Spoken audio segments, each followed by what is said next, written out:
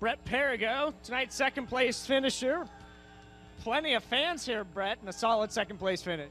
Yeah, I got to shout out the Turn 2 Terribles over there. They're all a bunch of good guys to hang out with, talk to. I really like them.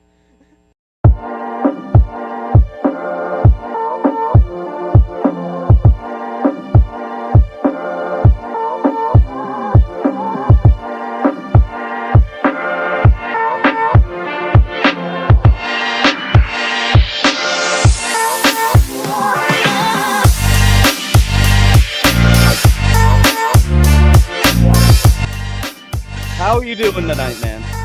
Hey, I'm talking here. You know who you're talking to? Macho Man! I'm on my way to Monday Night Raw.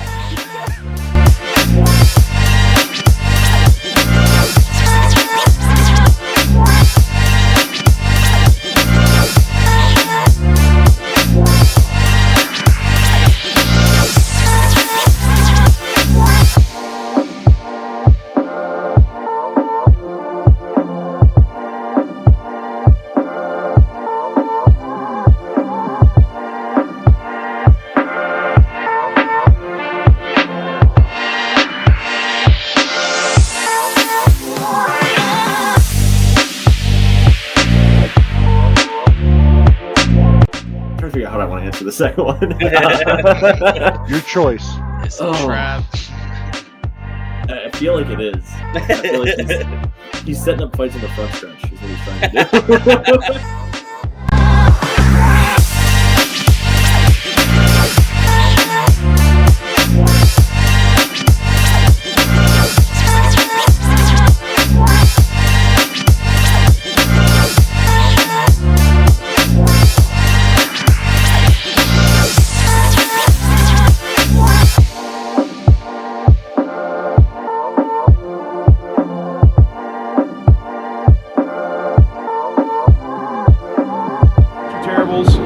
Speedway. We've got Devin Borden with us. At Keen Motorsports Shop here with Kyle Keen.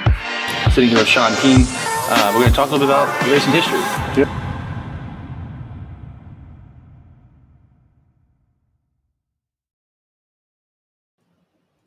What's going on? Monday, June 17th, 2024. We are the Turn 2 Terribles. Thanks, everybody, for tuning in.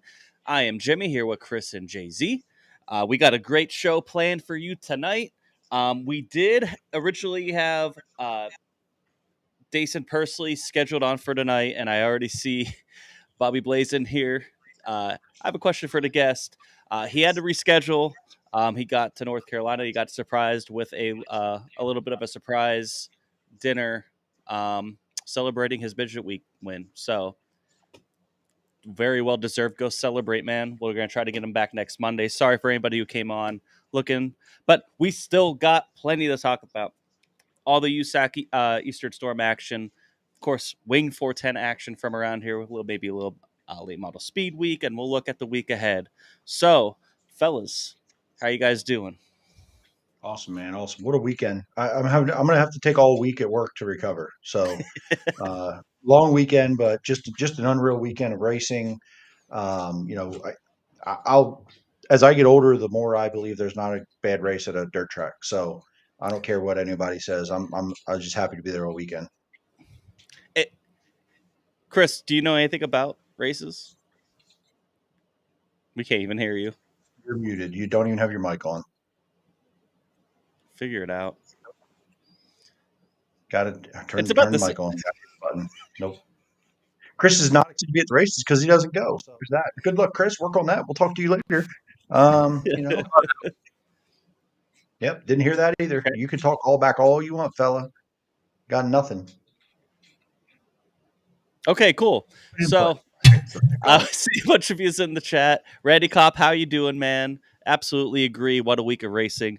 Was looking forward to Daison's interview. Like I said, we're going to reschedule for next Monday. When he's not as busy, so that's cool. Let him go do his thing. I do have an idea. I'm going to run it by later about for you, Bobby. But yeah, just I'm also wiped out. a little bit. I don't want to say wiped out, but I only did 3 days. You only did 3 days too, right? You did Friday, Saturday, Sunday. Yeah, I just did Baptist test on Wednesday night for an hour, and then the 3 Friday, Saturday, Sunday. Yep. I was gonna do Big Diamond on Thursday, and then when I figured that I was going to be doing at least Friday and Saturday, and camping out and stuff all weekend, I'm like, I'm gonna skip that. So, let's get into it. I guess I don't know what happened to Chris. I think he's trying to figure it out. He's having some technical difficulties. I mean, you think you'd have it figured out. Well, this isn't our first time, you know? Yeah. Yeah, let's get to, if I could find it. Let's get to this past week, and we're going to start with Eastern Storm. It started Tuesday at Grandview Speedway, and this was a good race. Grandview's always puts on a good USAC race, and how about Briggs Danner getting the win? You called it last week. You said at Bridgeport. He did it a night earlier at Grandview. Getting the win there over Brady Bacon, CJ Leary in third.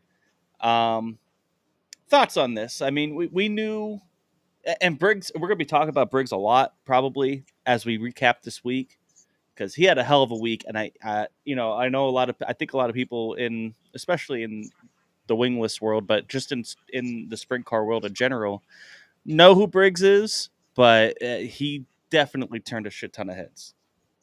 Yeah, I mean, I talked to someone last night, and I said, if you look at his Eastern Storm last year, and you look at the Eastern Storm this year, when we go through this week, the results aren't going to tell the story.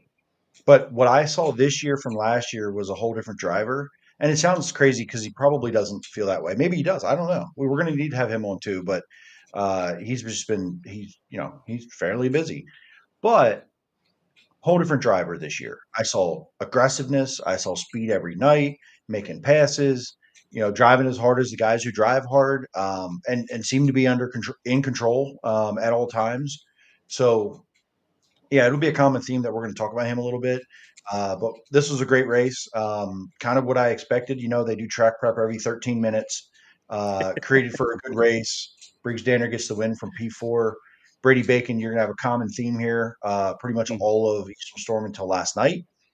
CJ Leary and Carson Garrett. So, and Logan Seavey in the top 5. And Logan Seavey, didn't have the greatest Eastern Storm. But when we get to the end of this and we talk about last night, we're going to talk about Logan Seavey some more because wowzers. And how about Joey, last week's guest? P20 to P9, really charged up through the field. Bummer for Alex Bright. I can't remember exactly what happened to him. But yeah, he started second and finished last. But yeah, always a good way to kick off Eastern Storm is at Grandview. Always ends up putting on a good show.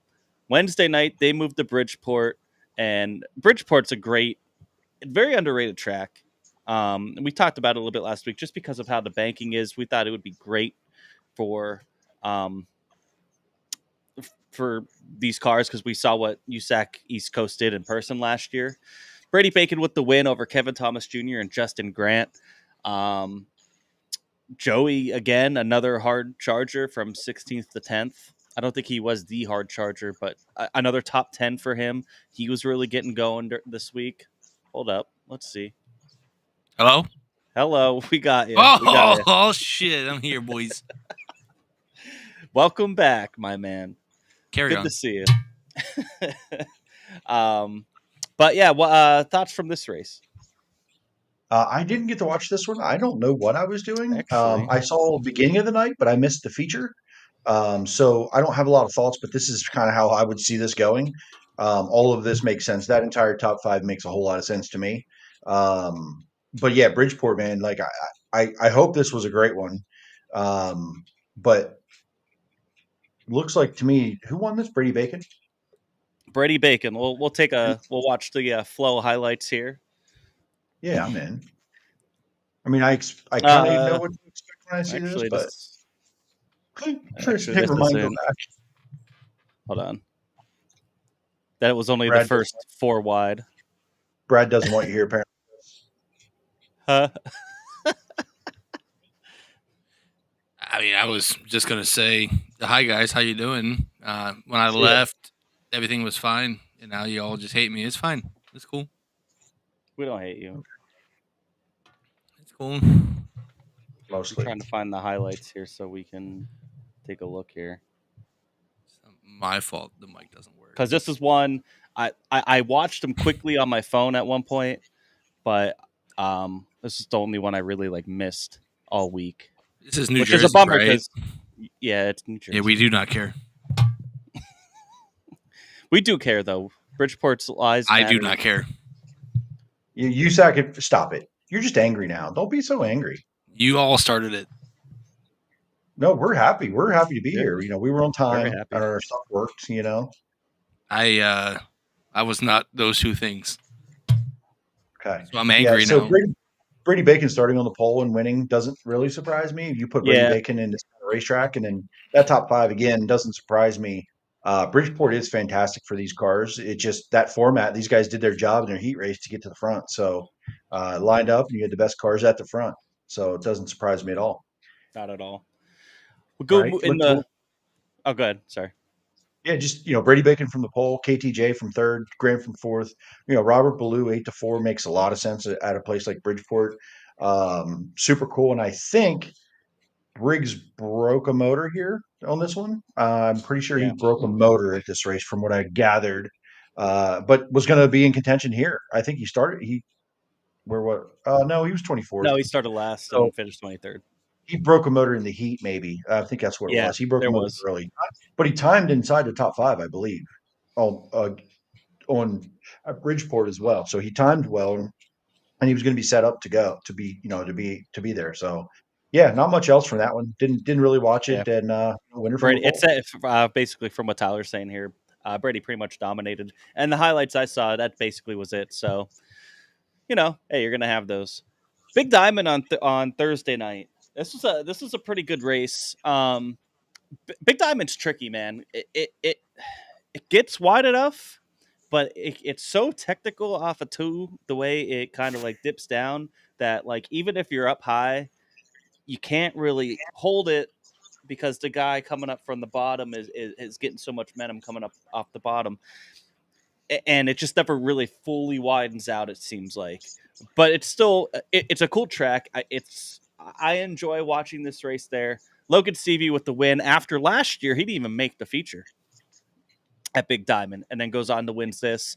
Mitchell Moles in 2nd, Justin Grant 3rd, Briggs Danner, and Alex Bright representing PA, rounding out the top 5. And again, Joey, another top 10, 3 in a row there. Good for him. And Ricky Lewis, man. Ricky Lewis was in an underpowered motor. Did he had to borrow? Tyler might be able to back me up on this. Yeah, I think he had to borrow a motor, like an ASCS 360, to be here this week and run a couple of these races. 25th to 10th, just wild. Yeah, and he was he's a good talent from California, coming all the way out. He's not I don't believe he's a full-time USAC guy. I think he just came out for Eastern Storm. So he was running a 360. And you could get away with that there for sure. Tyler says Big Diamond was juiced up. Jaden Rogers went for a ride in the heat race. That one was pretty bad. Luckily to see him walk away and be okay. He ended up finishing 20th here. It looked like a damn SpaceX rocket. That's as high as I've seen a car in a long time. Yeah. Crazy. Yeah. But yeah, good for Logan. He's just so damn good. Everything he's doing these past couple seasons in USAC is really mind blowing. You got to put him up in like the elite level company when it comes to him in USAC right now, all time, just for what he's doing. Silver Crown, in the sprint car, midgets. So yeah, good.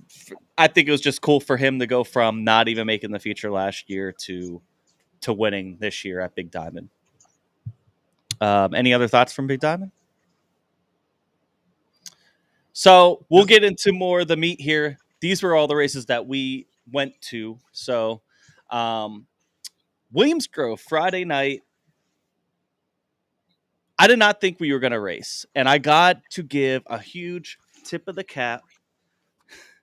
Hats off to those guys at Williams Grove for getting this one in. This was not typical. Williams Grove would not have raced. I don't think it was. We got some pretty heavy thunderstorms, like 3-4 o'clock. We did not. You It's your did. truth.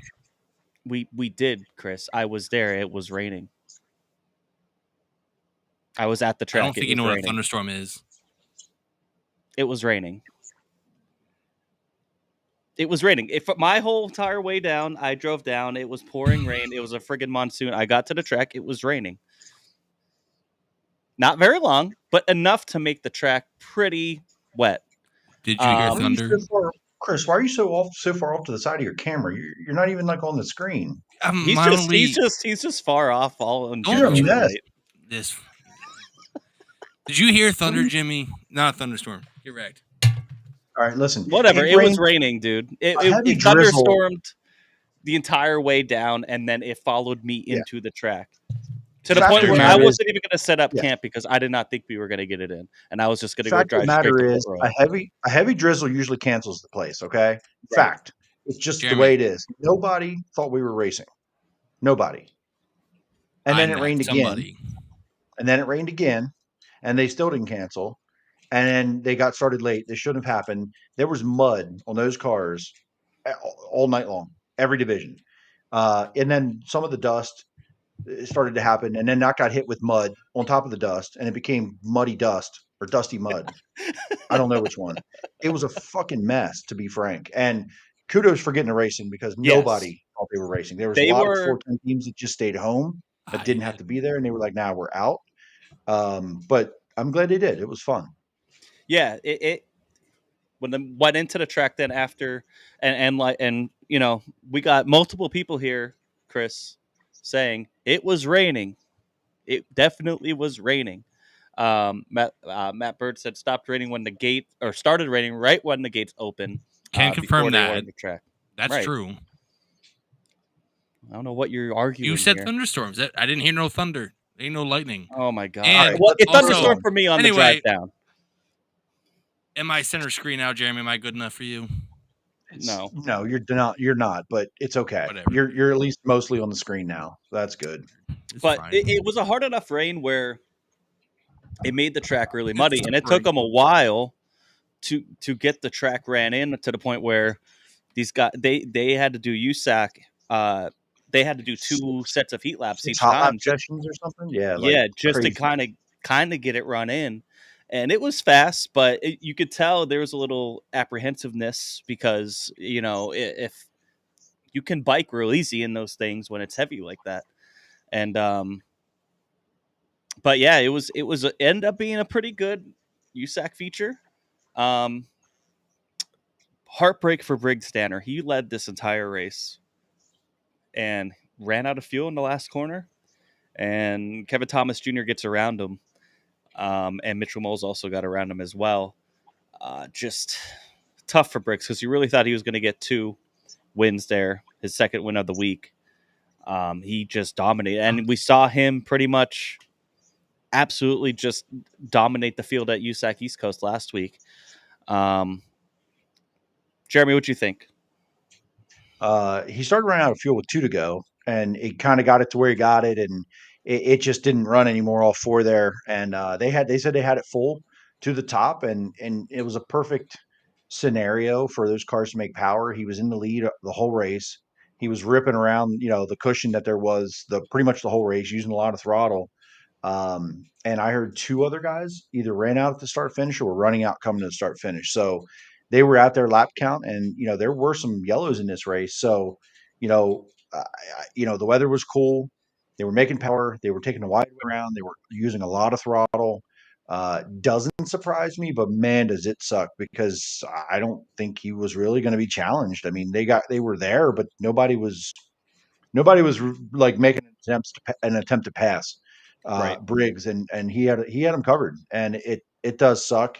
I'm sure Kevin Thomas Jr. doesn't, he's not upset about it, but He knows he knows he was he was a P2 at that deal, and Mitchell Moles, man, credit to him, he was there, he was on him, Mhm. he very strong P2 for the longest time there.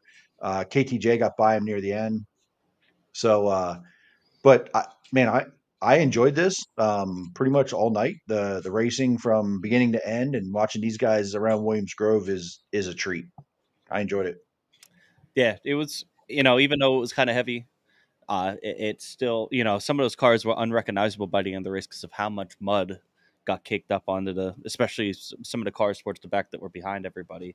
Was it rain Um, pretty hard, Jimmy? no, it didn't rain. Sprinkled, It as sprinkled. Brad said. It rained. It rained pretty good. So here was my ordeal. So I'm driving down. I think I decided to leave around 3:00 or so because I'm like, I'm gonna wait, knowing how it goes sometimes, and I wouldn't have blamed them for canceling. It was the timing of it and everything, and kind of just the way the radar looked. It looked like they were gonna get hit harder than they actually did, but they still got enough. And the timing of it was just kind of like, man, I don't know.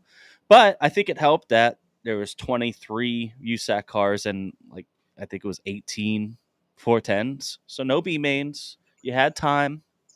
I think there were some cars that stayed away because they thought they were probably going to cancel. And credit to them, they got it in, and it was a great night. Had but on my way down, I have my truck all packed up with all my camping gear, and my tarp starts blowing off in the middle of a monsoon, and I'm out there. I'm absolutely soaked. And I pull in, I see sun to my left, and it's still just raining as I'm pulling in to the parking lot. And I'm like, I'm not setting up until I know we're definitely racing. And then the sun came out, but it took them about an extra hour and a half to get the track worked in. And they had everybody out there. It was more I want to say more effort. It was just the most I've seen them really try to get a race in quite some time being there. Other than what was it, National Open weekend, right? Or was it Summer Nationals a couple years ago, or Morgan, one of the outlaw weekends where they were trying to run the feature in the rain.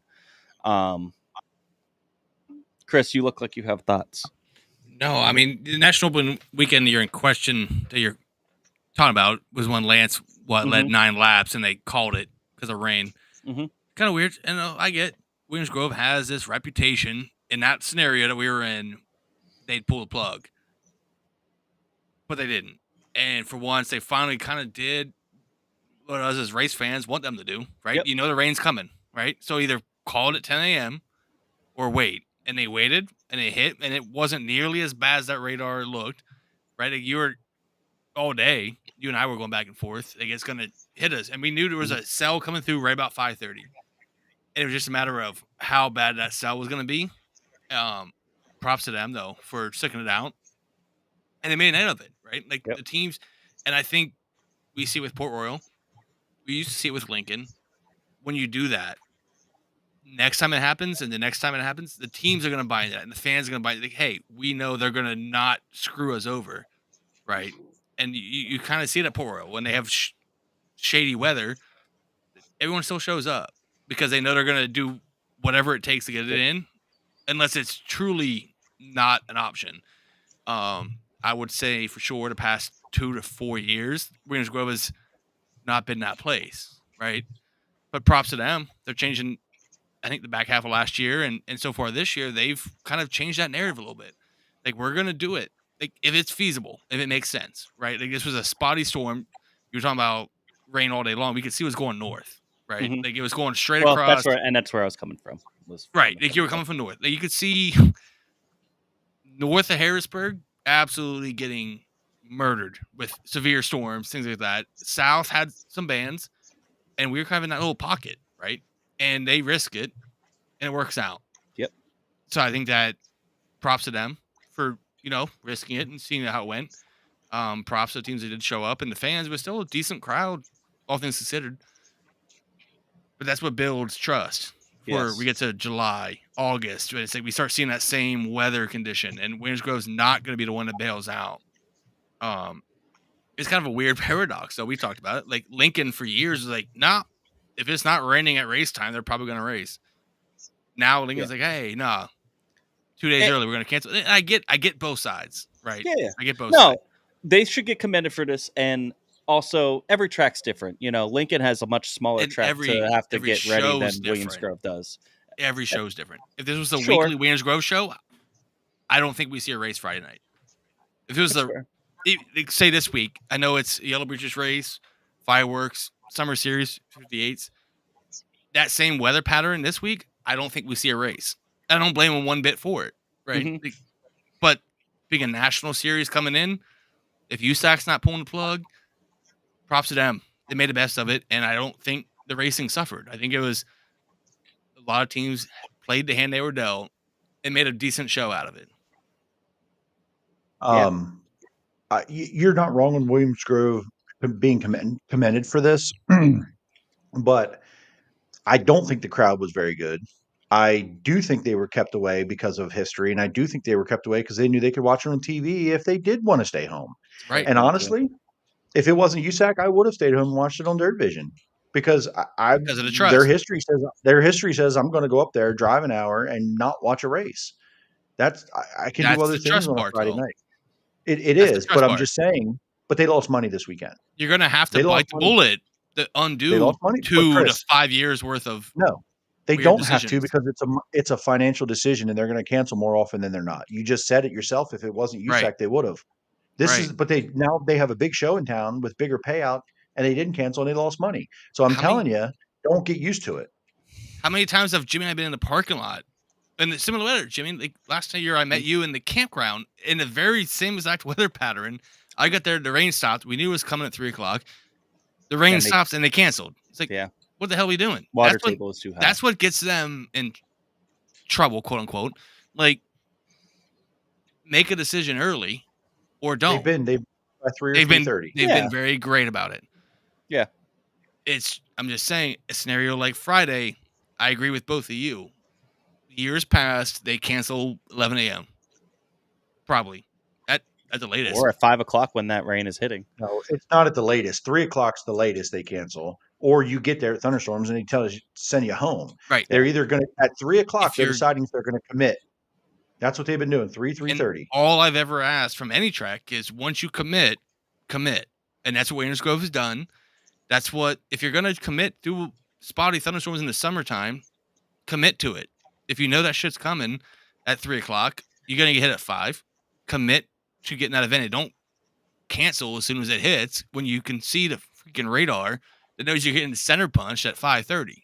Yeah. That's all. That's all we've ever asked. Yes, I agree with you, Chris. And I also do think it builds trust in the future. It can definitely build trust in the future where we're going to have more, like you're saying, we're going to have more nights like this. It's summertime in Pennsylvania. You're going to get those late afternoon thunderstorms, depending on how hard they hit and when they hit will depend on if you could actually race. And you know, Williams Grove does this good job of scheduling where they don't have too many B mains unless it's like a big race.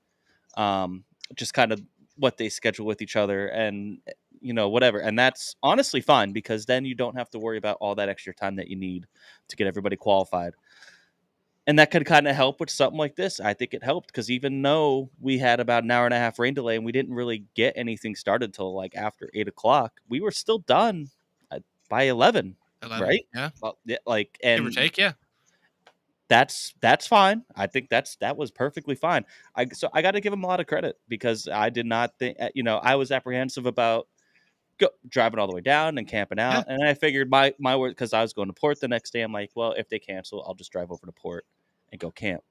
But I mean, I get the people that didn't go. I wasn't in the same boat as a normal fan that was looking to be like, well, it's Williams Grove, they're going to cancel. I see it both ways. The diehards are going to show up. It's the casuals that don't know there was no shot they were going to go. No shot. Right. The diehards paid attention and said, if they're racing, I'm going. Yes. Otherwise, even you didn't show up. And even Jimmy, let's be frank, Jimmy, you didn't commit to going until Brett Perigo and the Perigo clan committed to going, and you were watching the radar too. We were talking about all day long. We were like, going back and forth, and you actually bailed at one point. But once the Perigos decided to go, and you saw the radar, you're like, when hey, I said, it's worth I the asked risk. them, I said, I don't know what to do exactly. And I was talking to Brett. I'm like, are you guys going? He's like, yeah, we left at 2:30. I'm like, all right, well, I'm going then. Because if they're going to drive all the way out, then I have a good shot. I have a good feeling that they're going to try to get this in because they know pretty well, too. And also, on the same token, if you did get all the way down here, there's things for us to do if they were to cancel. True. So, like, there's that little consolation prize, right? Yeah. So, but I get the casual that doesn't want to commit to that, and it's Williams Grove's job to change that trust, right? And I think they did some of that on Friday. They have to keep doing it. You don't just do it once and think, oh, yeah, Williams Grove's going to get it no matter what. No. Do it on a weekly show. There's a million factors, right? Weekly shows, there's a million factors. Because if that rainstorm, if they got hit with that red, orange, whatever, then no, we don't race on Friday. Mm-hmm. But it was all green. And it's totally understandable. We got completely Sometimes lucky. You just can't fight Mother Nature. The two bands went around Harrisburg to just above York. We got lucky as hell. That's a fact. And we just skirted through it. And they got hit, and it was a sprinkle at best. And you could see it was gnarly. But I agree. There was times I was like, there's no way. I was waiting for the cancellation. Even when they had cars out there track packing, and I was waiting for it. When they were doing hot laps, I still said, I'm not convinced we race. I was waiting for it. Because I thought I thought we could still get hit with another thunderstorm, and they can't get the track worked in, but they got it worked in. And they did. But I everything also you need to do to make an event like that at least get through. At least they got it in, but I agree with Jay-Z. They had to have lost money. Oh, for sure. But considering how many times they've pulled the trigger on the other side of it, when they pulled it out and were like, hey, the sun's out, at least they're choosing to risk it. Yeah, no, I agree. And had they pulled it, I mean, Port Royal's got heat for that. Again, we get it. It's a business. You're there to make money. But if you pull that show at 11 o'clock and what happens, and it's 7 o'clock, hot laps, and there's a sun out, what's Williams Grove going to get? Or USAC going to get? They're going to get flamed for that, right? So it's interesting to see kind of the change. Port Royal's kind of stayed consistent, but over the last 3 years, Lincoln has kind of taken the other route of, nope, no shot. And Williams Grove's now, hey, we're going to risk it. So it's interesting to me. Like, it's just, to me, it's interesting. Listen, the fact of the matter is that I think they did it because it was USAC, and I think USAC played a part in this decision. There's that. Yeah. And again, total rumor, right? I don't know. This wasn't me. I didn't make it up. I didn't know it. I didn't say it. I'm just relaying what I heard, that they purposely had a lot of water on the track before the rain came, knowing that if it rained anymore, they could just cancel. So again, after they said, hey, we're here. So I'm just saying I heard that, but I don't know. But we've also seen them cancel World of Outlaw shows. We go back to last year, March. It didn't rain all day long in that March show. And it rained at 3 o'clock, like predicted, and they canceled right away. It's like, so it's not unheard of Williams Grove and the National Series to decide to cancel after screwing everybody. So this is different to me. I don't envy the tracks when they have to make these decisions because it is a business and you can't fight weather. But I do think I'm always on try to get it in the best you can compared to just calling it. You know what I mean? Because if I would have got there and that rain shower that hit, while I'm like, I would kind of understand, I would have been pissed. I would have been like, and then the next time it looks that same way, 3 hours, the next time it looks that way, you're not going to make that trip. So like, it's a business to cancel, but it's also a business to invest in the next time, right? Like, it's not Port Royal. Port Royal has mountains on either side. That weather is so wild. Daniel Liu here with a good comment. We should all be thankful we have radar on our phones. Can we imagine what it would have been like back in the 90s and 2000s trying to decide a race? And that's also a good thing. You got social media, and everybody's a weatherman on their phone now too. That makes this. It makes these decisions so much harder, and why tracks get a little more scrutiny than they used to. Jeremy, you remember like in those days, right? Calling the racetrack phone number to get that automated message. Oh, we're still racing. Here's the points line. Up until you get to the parking lot and sit there while it's pouring, waiting to hear Bruce Ellis on or whatever track you're at. For me, it was Williams Grove. Waiting to hear him announce we officially canceled like 40 minutes after the gates open. You see the hollow lights.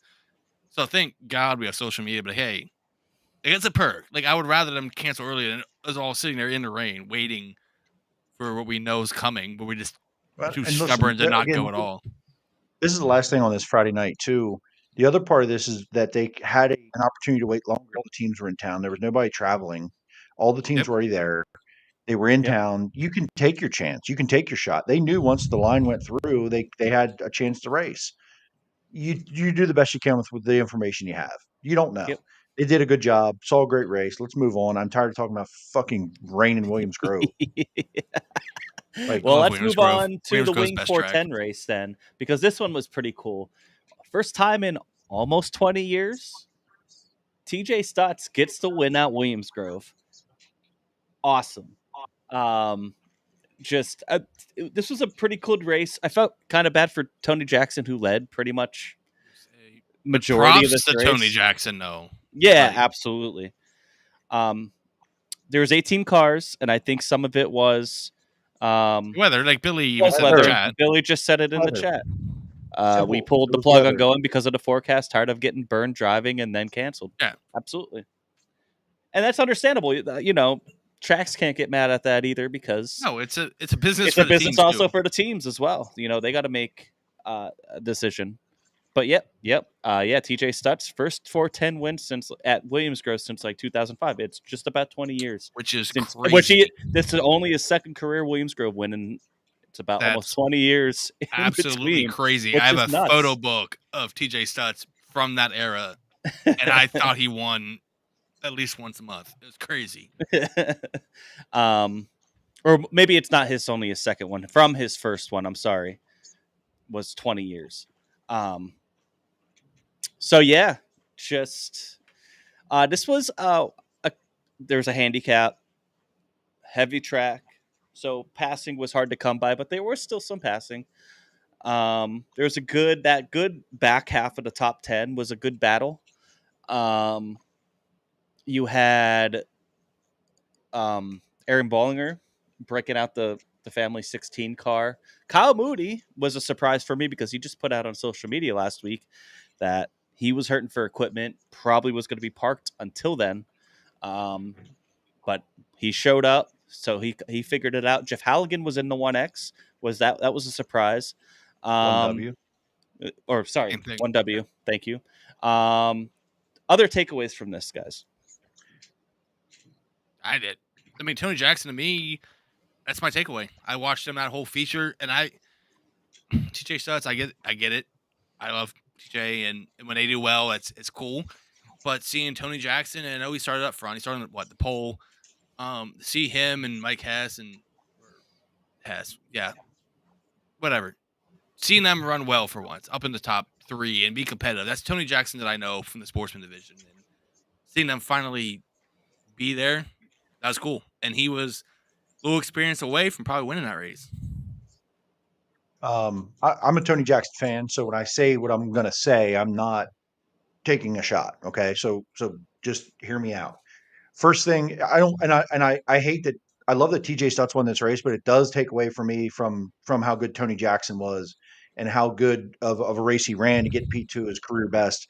But I'll be honest, there were stages of that race where Tony Jackson had Jarrett Cavallette all over him, and neither of those cars have shown the ability to have that elite Williams Grove speed this year. So, I don't think Tony Jackson was the best car. I'm not sure he was the best car inside the top 10, but track position at Williams Grove on a heavy racetrack matters a lot, clearly. TJ Stutz with the experience, whether he's won there or not, he's there every damn week. He shows up year after year and He's race been after race, fast. and he knows how to pass cars at Williams Grove. Got the job done. And again, I'm not taking that away from Tony Jackson. Trust me, P2 is freaking phenomenal as a rookie in a 410. Fantastic job. Austin Bishop P4. Jarrett Cavallette held on to a P5. And again, Jarrett hasn't shown this elite speed at Williams Grove and hung on to a P5. I think that shows you a little bit about that track and that surface and how tricky it was. Freddie got up to 6, Troy P7. They both started in side by side or one spot behind each other, I think. So, Borden P9. That just shows you how difficult this track was. And it was the perfect night for a Stutz, a Jackson, a Jarrett Cavallette to get a great start and get up there and contend for a win. This is exactly what handicapping is about, and they need to take advantage when they can, and they did. So great job for them. Again, I'm not taking away from what Tony did there, but I don't know if we have a more of a slick to a curb, finesse maybe racetrack that he doesn't get eaten up a little sooner by a couple guys with the experience. But he did a hell of a job, great, again. They're obviously going to walk away with their heads high, and they should. That builds a lot of confidence for a young driver in the division for sure. And listen, 18 cars, we know the weather affected it. And to get to 18 cars, we had Brent Shearer in the 12. We had Halligan in the 1W. They blew up recently. Moody was back with a motor. Didn't know he was going to be there. Cavalette has been a fairly regular this year, but not every week. Chad Trout hasn't been there every week. Bryn Gone's been a regular lately. Cody Hartlaw been a different car. So it took a combination of guys to get to 18 cars here. This could have easily been a 14 car field. I'm just or less. I believe. So thankful to the guys that did show up. And again, I get the weather factor of this, but if you didn't have plans on a Friday night and you're a race car driver and you were like, hey, it's worth it if we get this in to get that start money, man, shame on you a little bit, right? A little bit. But again, but it all depends if it's worth it, because if you have to drive. I don't own a race car and had no cost invested, and I was debating going. So I get it. I get it completely. But it's good start money at Williams Grove. It's good start money if you don't run a lot of laps. And it works out. So, but listen, the teams had it in the same debate we all just talked about. Why? What says they? Why would I put myself through that? On a Friday night. So, but congrats to TJ Stutz. As much emotion as I've ever seen, and look at that smile. That's as much emotion as I've ever seen I have at a racetrack. So, dude, I was super happy for him, because whether this was a heavy track or not, TJ Stutz is a threat. He's been all year. He's been fast.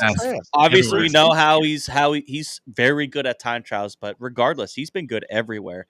And he shocked me. We're going to talk about it here in a second at Port Royal.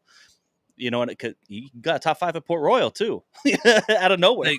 They found something for sure this year, and something, experience, mechanical, whatever. He was running that bottom line, right?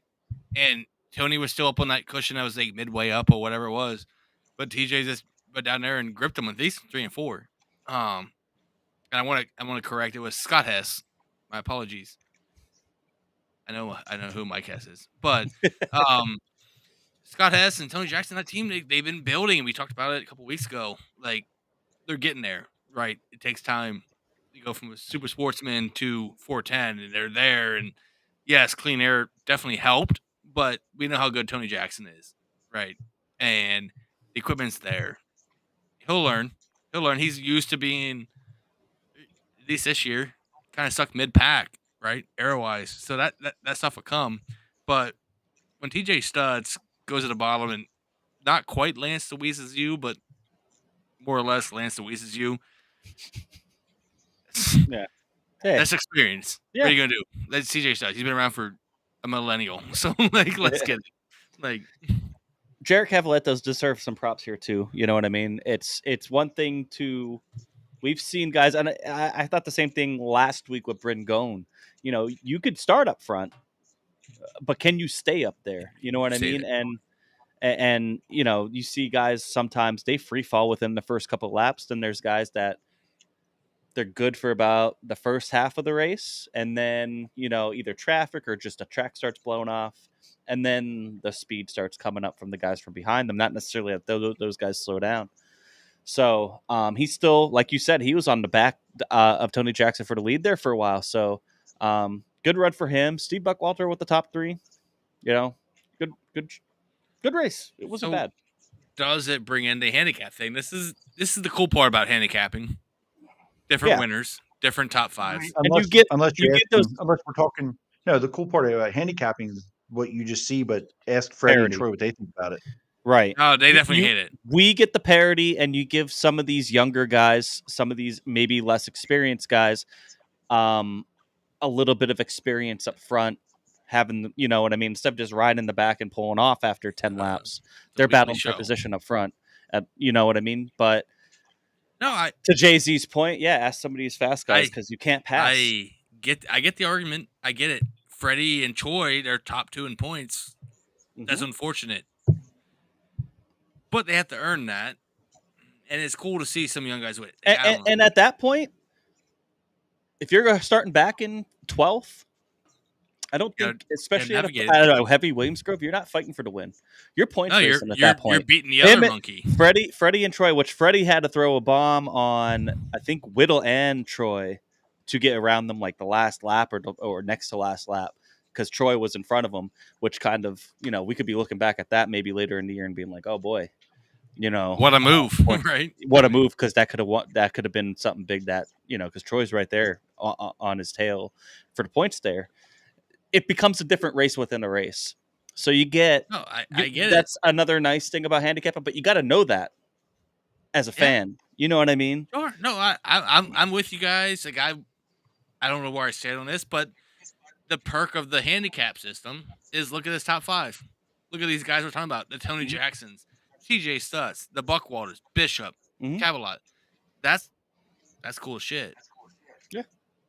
And they get that extra money that they're not normally getting. If they're, TJ Stutz not necessarily, but Oscar Bishop, because he's up there. But you know what I mean, Right, but time trial shows, if you're looking at this 18-car roster, a time trial show, Freddie and Troy are probably on the front row, right? Beyond that, Devin Borden's there. TJ would probably be right there. Bishop. And he'd be there too. But Cam Smith. It's kind of cool. You get to showcase some. It's a local show. You're not supposed to be a World of Outlaws fast. You're supposed to be good at what your craft is. So I don't know. It's interesting.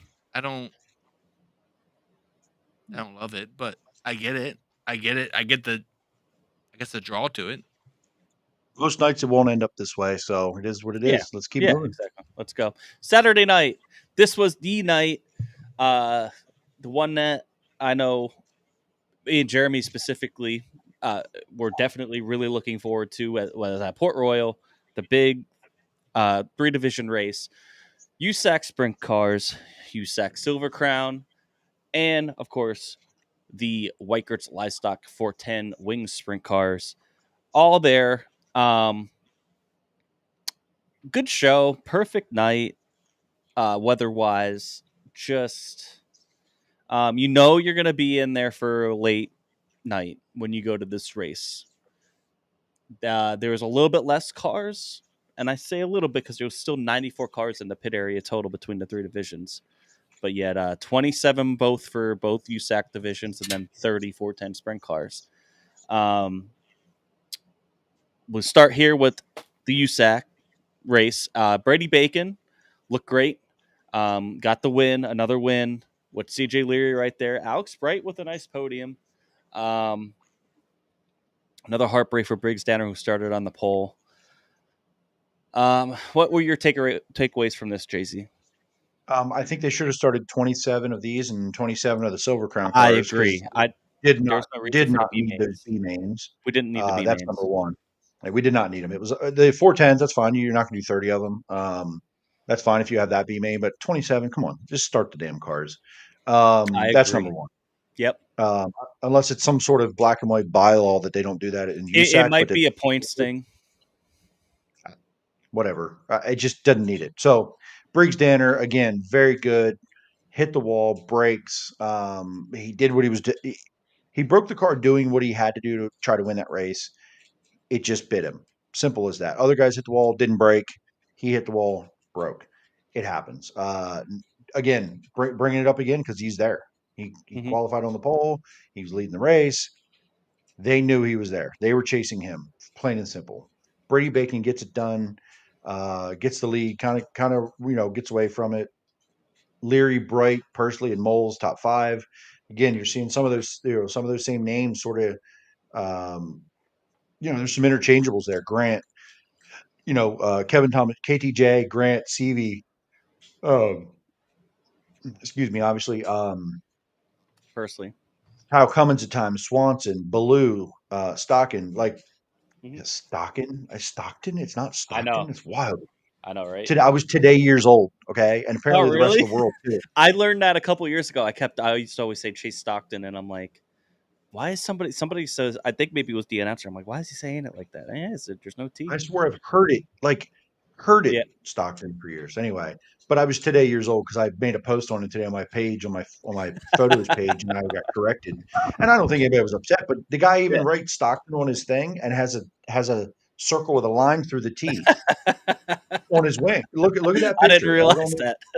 Yeah, it's on the nameplate, and I saw it. I guess I just didn't understand it, but it's the whole not Craig Wagaman, Troy Wagaman Yeah, thing, yeah. But no, this was entertaining all night. The heats were awesome, Mhm. spreading out 3-4 wide in heat races into turn one. Guys making moves, guys making speed up top, through the middle, on the bottom. It was entertaining, as it was the year before, and as long as they keep having this show, I'm going to keep going. This was awesome. Absolutely. We'll go into the next division here. This was the nightcap. We'll get to the 410s here in a second. The Silver Crown race, and this was going to originally be the big reason why our guest was coming on tonight. Daison Purlsey, second Silver Crown race, gets a win in a last lap pass around Justin Grant, who led most of this.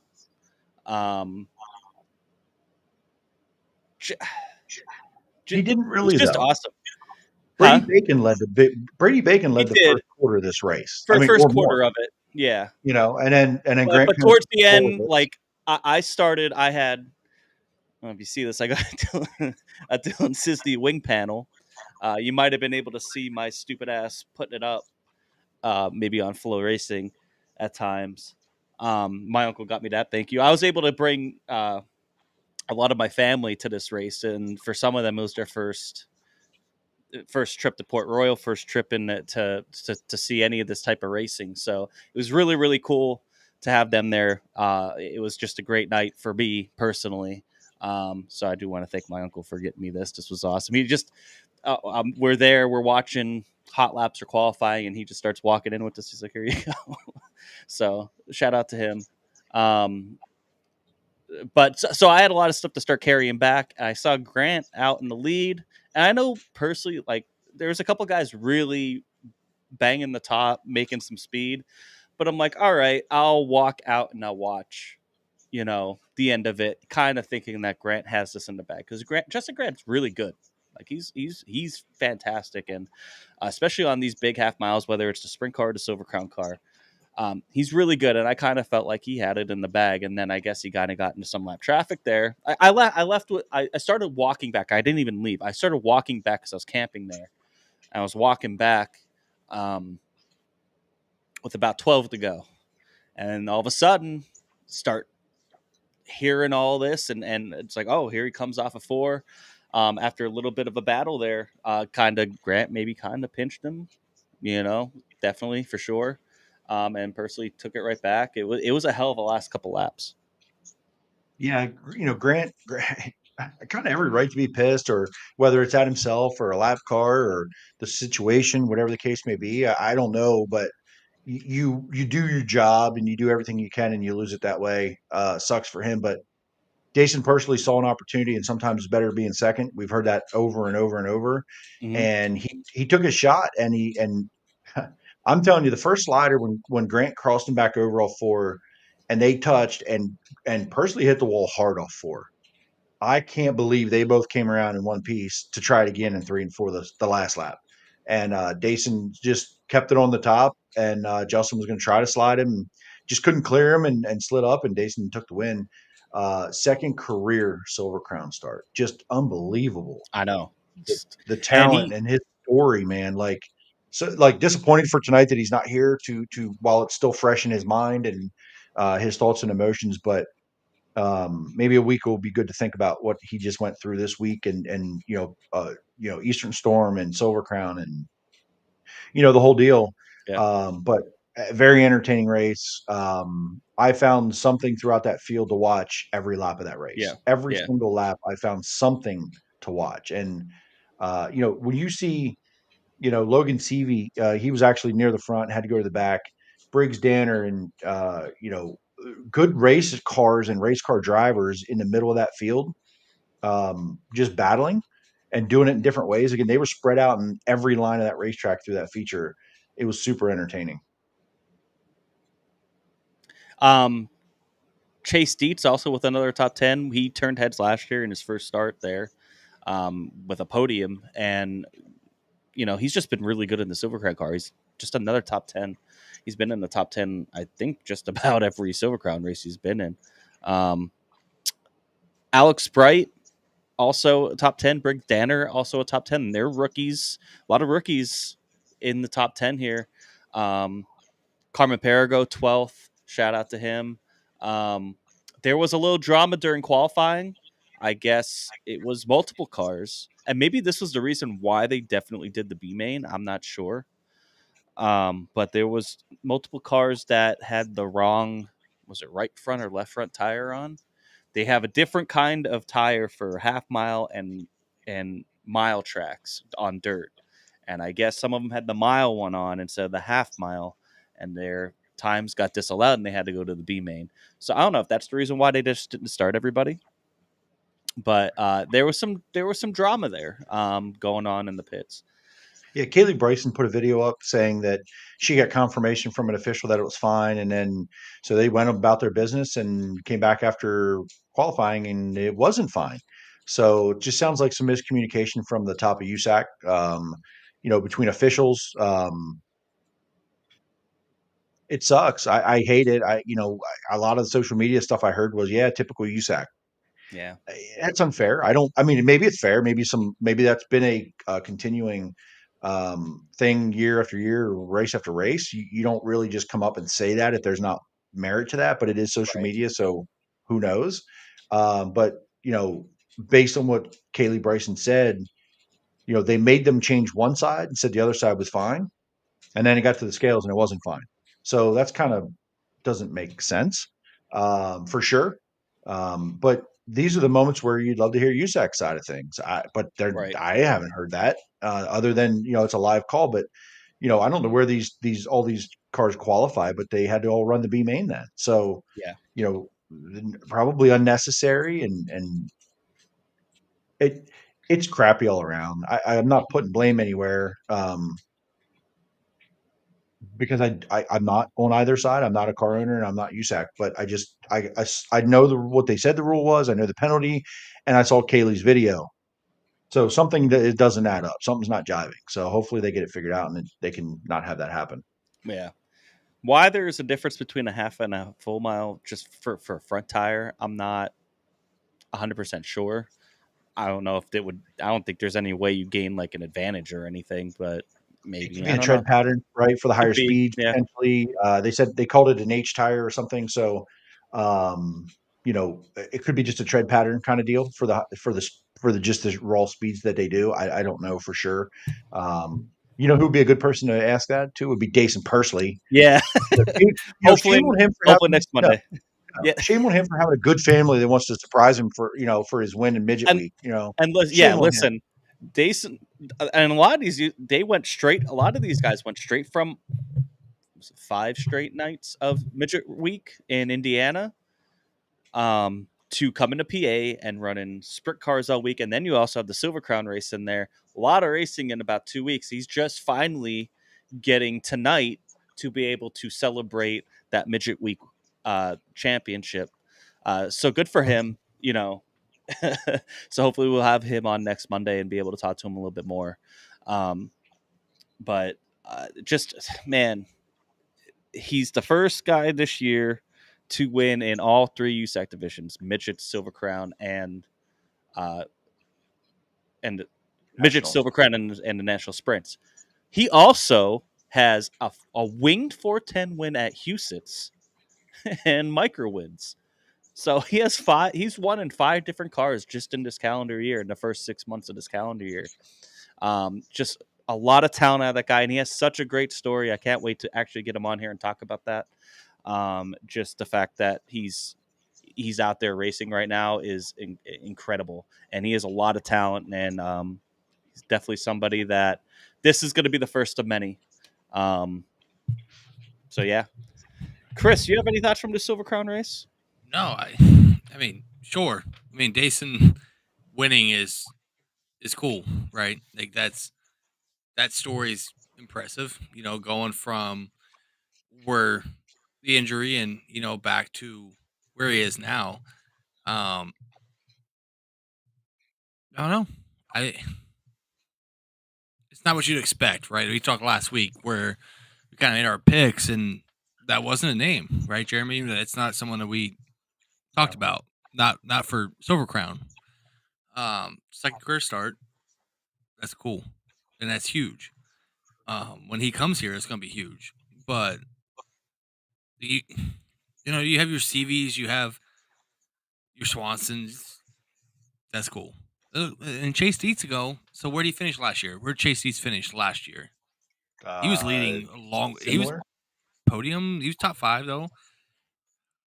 Chase Dietz again doesn't run this nearly as much as these guys. Still running 6th. I almost wish he would run the wingless 410 race, right? The sprint car race to see kind of where he measured up. 3rd last year, 6th this year. I don't know. I think for me, looking at this list, that's impressive. Yeah. Agreed. My pick for this race was Logan Seavey, and I think he would have been in contention. Had to pull in, come back from the back, finish 10th. Okay. Still, I know that top 10. I watched Matt Westphal in this race, and he started 5th and ends up 4th. I'm not sure Matt Westphal went over 40% throttle the whole race. Maybe down the straightaways, maybe, but I'm telling you that the speed he was going through the corners is about the speed I would be like freaked out at, because that thing was just crawling through the corners. You'd hear him come by and you could barely hear his car because you could still hear the cars in front of him just knocking the fence down. And he's just putting along. I thought a yellow came out a couple times. He was going so slow around the bottom. But that was cool about this race is you could be successful in a lot of different ways, but that also shows how hard it was to pass and how equal that field was, because that guy had a whole different way to do it and finished 4th. CV got back to 10th, and he's obviously talented.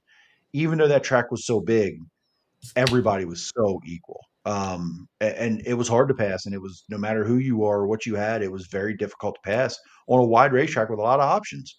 Very cool to watch. It was fun. The track was so good. They had the nice, even it started happening early. However, they prepped the track, and I said about it again last week too. But it's getting better and better. They have a curb up there now against the wall. It was a wedge. It was a wedge of dirt. It was wild. And for them to be able to take, these cars are so much heavier than a normal sprint car, because not just because of the fuel, but just because of everything with them. And for them to be able to just throw it up there and still pin it almost like a regular sprint car is insane to me. It's so cool to see. If you don't get a chance, I'm hoping that they keep doing this. I think with how successful this has been, they got to keep coming back every year, right? I mean, it's been great. Have to.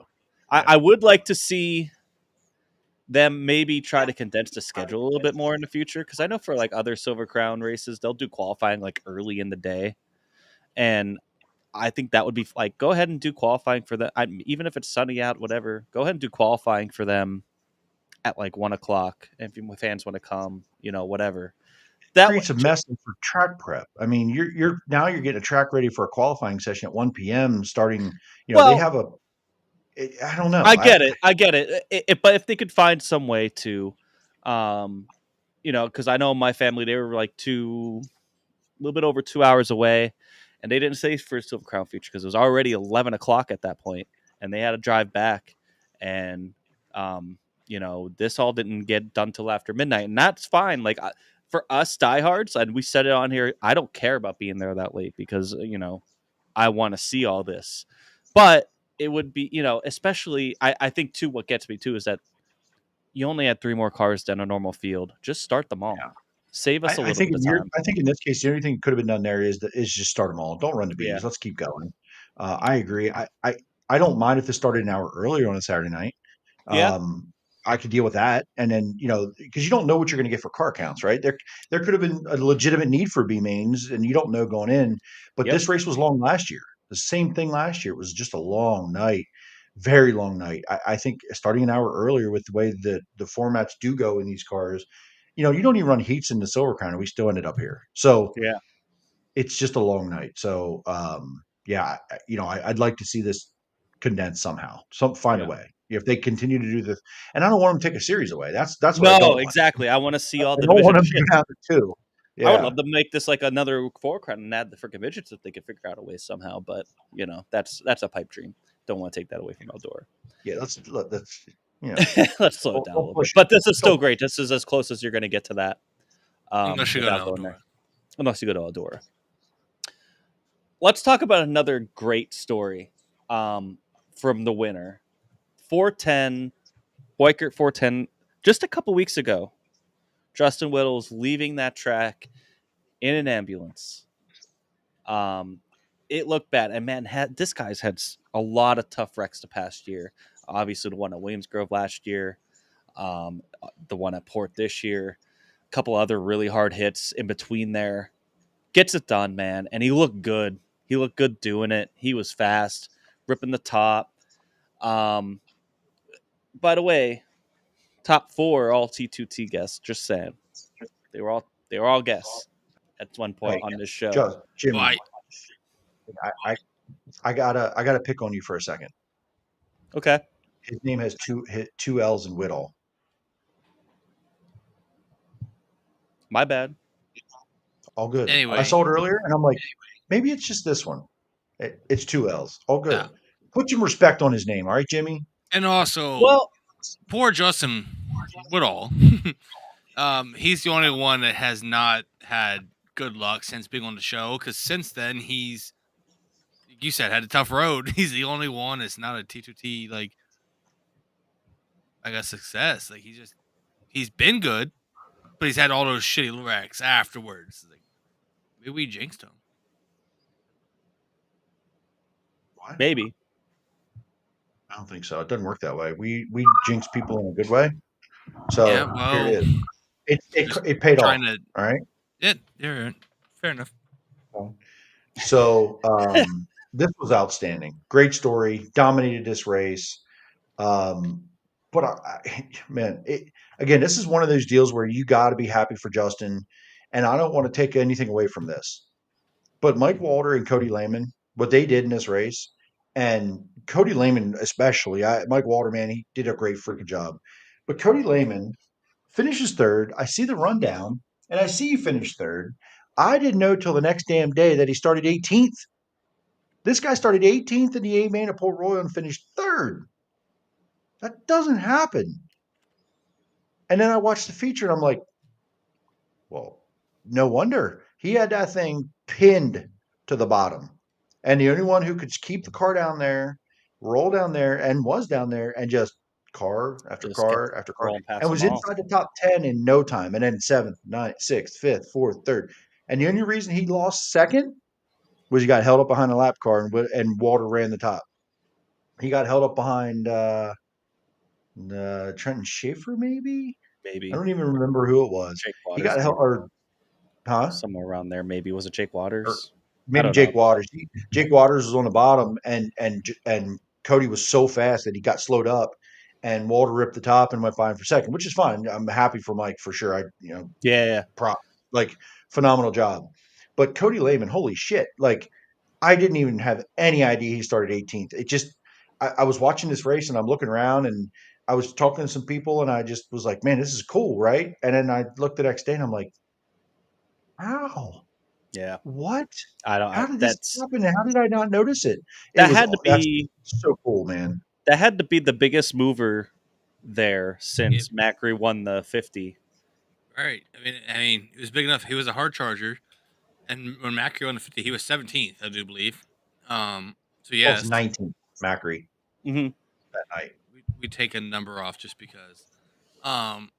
Anyway, I saw it because of him being a hard charger.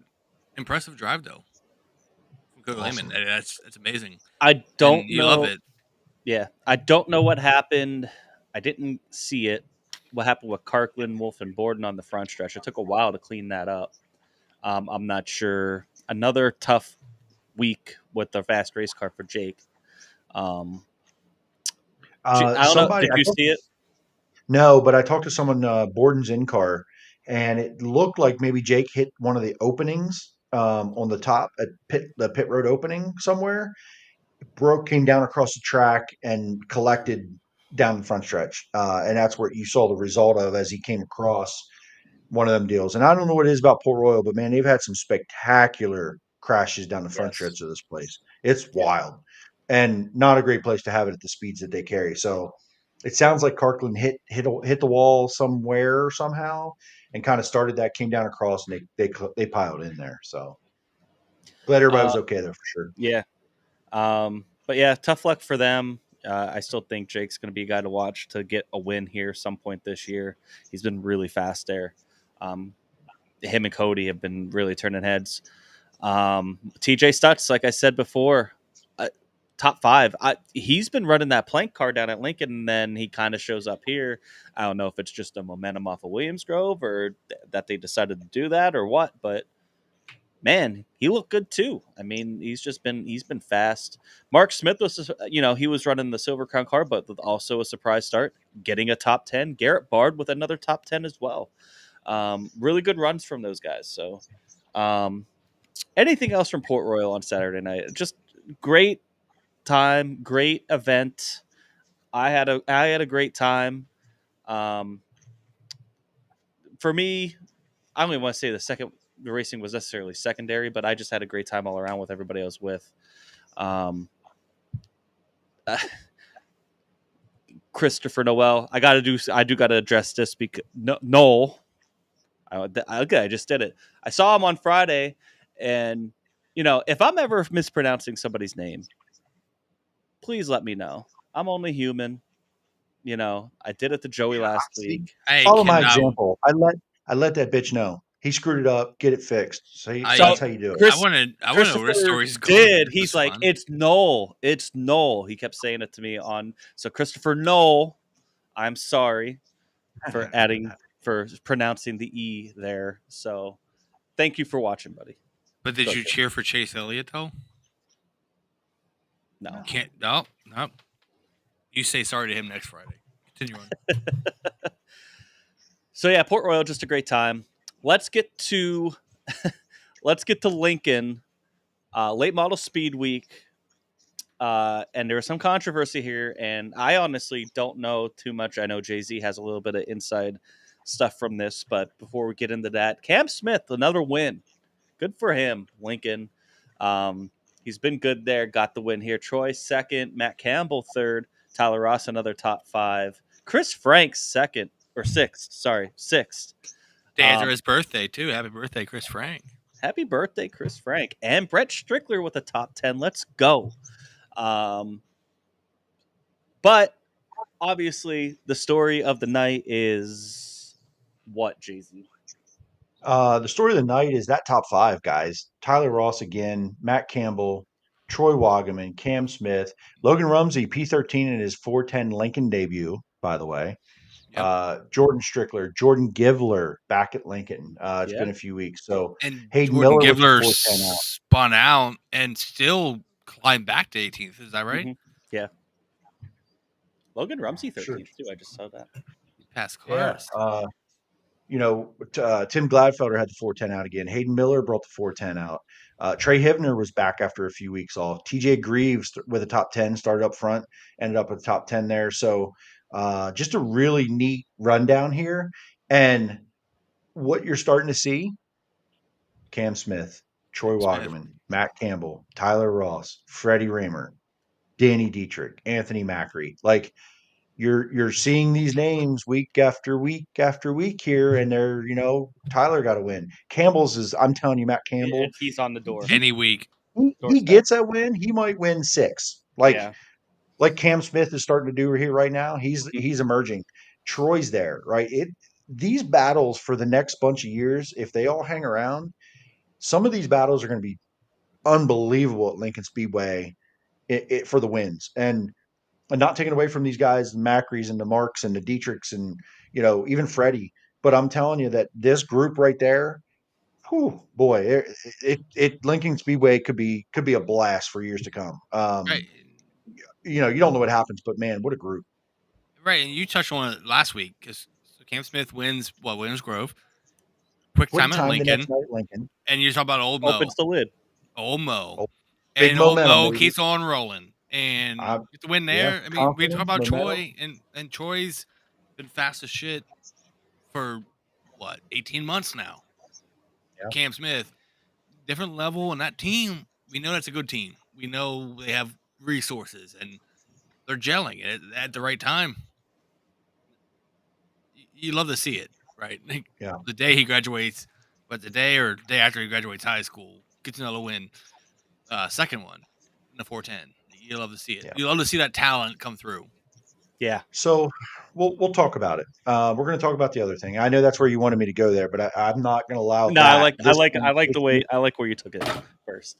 I'm not going to allow this conversation to overshadow what I see there. Plain and simple. And so apparently, there's an issue with the scales after a heat, and of course, the centers around the 8 with Freddie didn't go to the scales, didn't get penalized. Clear rule: you don't go to the scales, you get penalized. Got to start wherever he was supposed to start in the A based on the handicap, 13th, I guess. Yeah, Billy Dietrich on social media. You can go see his post about it. I was not there. Chris was not there. Jimmy was not there. I can only go off of what I'm being told. I have zero opinion on this because I wasn't there, but the rules are very clear. There's been lots of penalties this year for this rule. The only thing I know from this was different, for the scale situation with cones and officials and formats and procedures because of late model speed week. So there were different things going on there. From the Raymer camp, there was a post that said he was waved off of the scales by an official. What that means, I don't. Does that mean you're okay? You don't ever have to come back? Did you circle back around? They say once you nose into the trailer, you missed the scale. It's hard for me to really make a comment one way or the other on this because I wasn't there. I didn't see it. There were people that were there. And the way this year has gone at Lincoln Speedway, like many, many, many, many, many years, it always comes down to this perception of favoritism against or for drivers, mainly two families. But I don't know. Obviously, yeah, it said he was DQ because he didn't go to the scales. Conversations had to have happened. He was waved off. I don't know. Again, all I know is I wish we heard from the track in the same situation as Yep. USAC with the tire. Yep. Right. Right. Because there was a penalty enforced and they were told They something can different. clear it. Okay. So I wish we did hear from the track on this, because it can affect the outcome of a race. I thought about this a lot today. We watch professional sports and there's always umpires, there's always discretionary calls, there's strike zones, there's pass interference, there's fouls.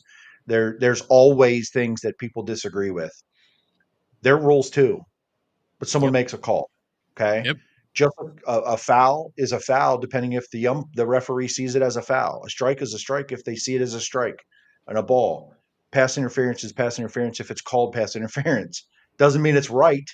So in this situation, this seems like a very black and white thing, but were there other circumstances around it? I can't say yes or no, but that's clearly what I'm hearing. And I'm not saying that anyone's right or wrong here. I'm not. But it's not. I don't have an opinion on this exact matter because I wasn't there, but I'm just saying that even in this sport, our sport, these decisions can have outcomes on races, just like a foul, no foul, strike ball. Sure. All of those things can have outcomes on an event and a race. The difference here is though that one strike ultimately may not change the course of a season, may not change the course of it. It could be in the World Series, right? It can, and it can always have some effect if it's an incorrect call. But we don't know. I don't know. But I'm just saying that there is humans involved here, and they can get it wrong, or there can be other circumstances in play, and that's what it sounds like a little bit. But I don't know that for sure. But if he missed the scales, knew he missed the scales, went to the trailer, didn't make an attempt, wasn't waved off, whatever, then no, this was incorrect. He should not have gotten it. Should be at the back of whatever he should be at the back of.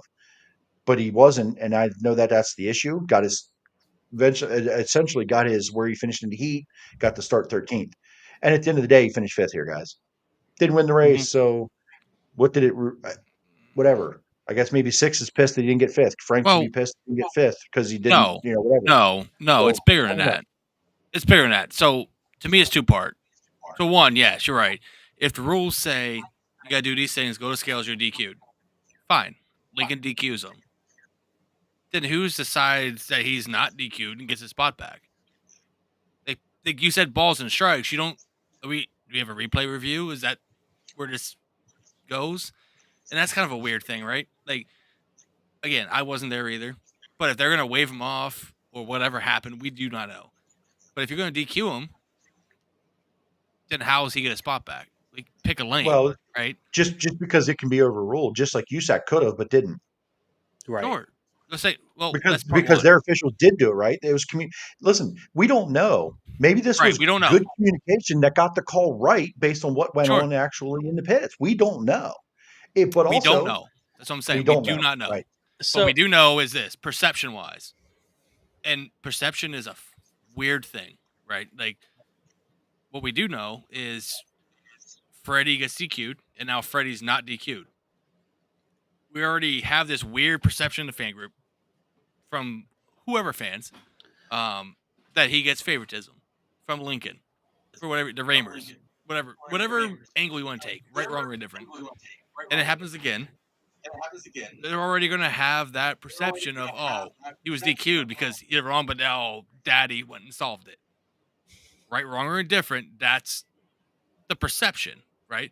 Just like whatever scenario. And you look at even High Limit with Kevin Nouse and Brad Sweet.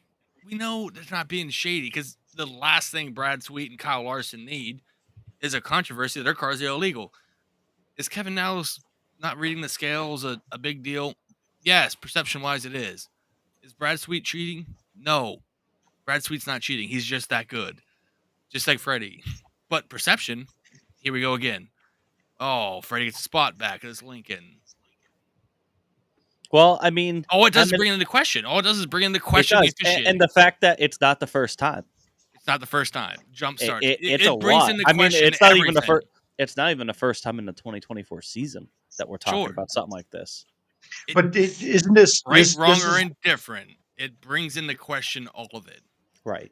Whether the call was right or not, it's still controversial. And correct. And if we step back and look at it, right, the Dietrich's got a rule. The Dietrich's got a rule change this year. Sure. Right.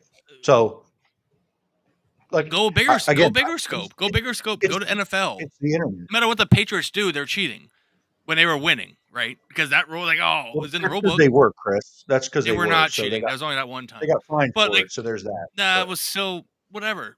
The Chiefs now are cheating all the time. Whatever it may be, right? Like, the winners are always cheating. That's just the reality of sports because no one can cope with losing. But at the same time, when you do things that kind of like, we kind of see how that makes sense, it changed perception. Now, again, I'm not saying Lincoln did anything wrong, but if you DQ a guy, did USAC overrule then? But you know what? We fucked up. Those guys are all back in the race now. If you make a call that severe as a DQ, you gotta stand by it. You can't flip back. Why Are you not? shitting me? You better give an explanation if you do. You better tell me why they're not being DQ'd then. Or, I'll even go as far farther. If you're going to DQ them with what, like Bryson said, they said we could do it and now we can't, USAC needs to come out and say, this is why you're DQ'd. And in this case, Lincoln can step up. Lincoln can step up and do something and explain why Freddie wasn't DQ'd in the middle of the night. Social media is a hell of a thing. Do it. It solves this whole thing. But no, we're here. No one knows he's not DQ'd until he rolls out there. What's that look like? You know what the other part of this is? How many other times has shit like this happened this year, but it's not a big name, so you don't hear a word about it? It's never going to be not a big name, man. Aunt Bay, I mean, he brought up a good point. Wish he got our spot back by missing a scale. Yeah, but they did Right. fuck up. They didn't have. There Yeah. wasn't an But extenuating circumstance. He just the didn't fucking point- go to the scales. We don't even know if Freddie had an extenuating circumstance. We're I know. assuming he did I understand. because that's Freddie. Because Freddie wouldn't do that. So we're doing the same thing on the other side. Oh, he's a big name. He wouldn't do something stupid like that. It's the same thing. It's just if you're it's- Lincoln, come out and say, yeah. We If you fucked don't up, want this give him his spot back. controversy, own it. explain it a little bit. But how own would it. they go about that? Well, in your eyes, let me ask you your Social opinion. media. Now think about it. Don't just think about it. How would you go about putting this out there? We fucked up. Your explanation of it. We fucked up. Explain why you did what you did. But they didn't Just do explain. anything technically. You're right. They DQ'd him and then gave They him his spot DQ'd him back. and then they not DQ'd him. Did they though? Wasn't in a lineup anywhere or a finishing order. Well, either Was way, it just- it's a was big it- big Was controversy. it just said over the mic? Was it just said over the microphone? We don't know. But apparently Was it that caught enough incorrect? attention. There's way was too it many people incorrect? that know about it for it just to be an But was it- accident. What was it Steph incorrect? says that's that- exactly that what they happened. said It said he was DQ'd and he was out on the track in his starting spot. I was very confused. So obviously the fans there knew What said it? because The loudspeaker. What I'm saying is it I had to don't be know. bigger than the Maybe pits. somebody there could say what happened exactly. It had to be bigger than Right. the pits for it to get this That's much what I'm saying attention. here. I don't think Lincoln looks good either way. They're Yes. never going to No, win. no, but So this they're is not- that's definitely why worse. You'll never hear any. No, it's not. You'll never hear anything. It'd be worse Yes. if they come out and tried to explain it because nobody would If believe they would explain them. it, we could at least use Chris, facts. People with a brain would believe it, but nobody on social media is going to believe a word they're going to say. It Nobody doesn't right now matter. believes it though. Nobody. Right. They're believing Nobody what they knows want. what to believe.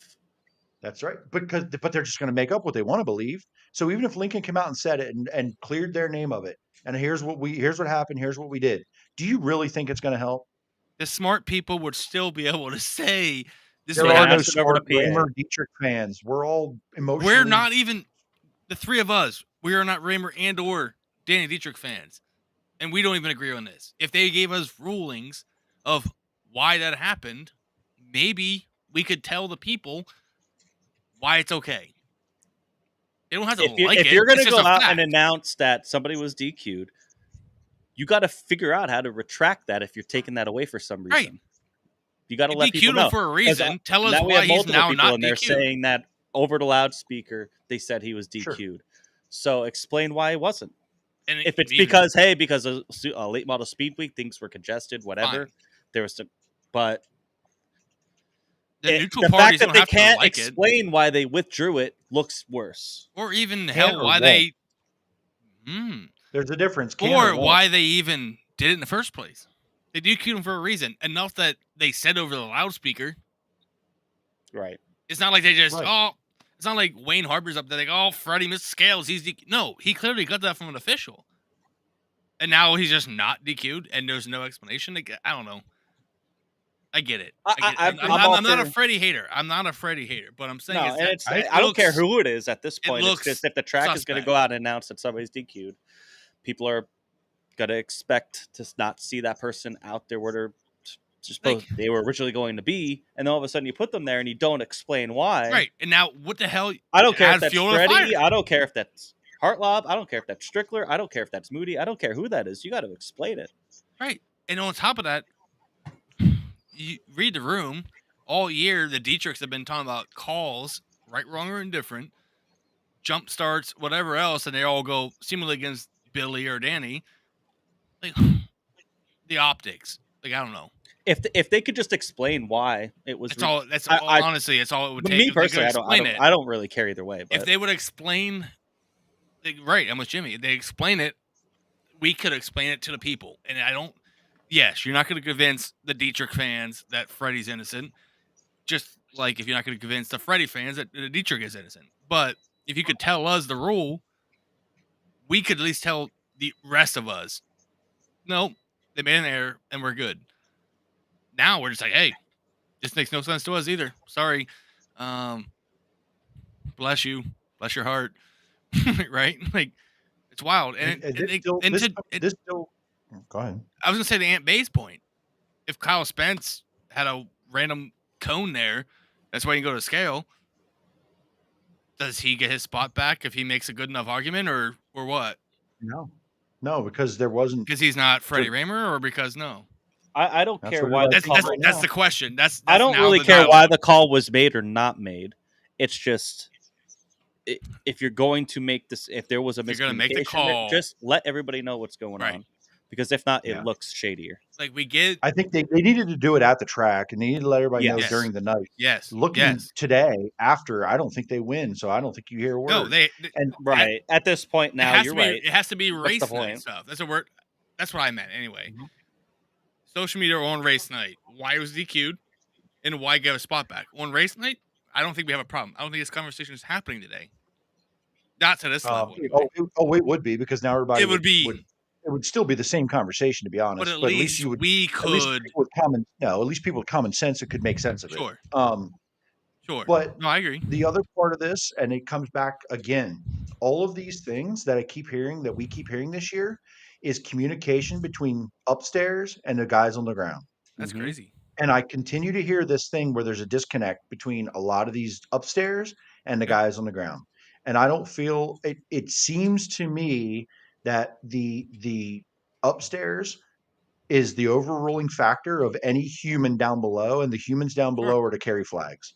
And Yes. it feels it. I get this vibe. I get this vibe week after week when these kind of things happen, that the booth can overrule anything or anyone that has said anything down below. And if And that's anyone great. down below, those folks shouldn't put themselves in that spot and make any kind of call to any kind of driver in that case, because they just look like fools when Yep. they don't have any. They're not empowered to help make decisions that are correct for the racetrack when they constantly get overruled on decisions that they have been told to make. So it's either they don't know, right? Like it.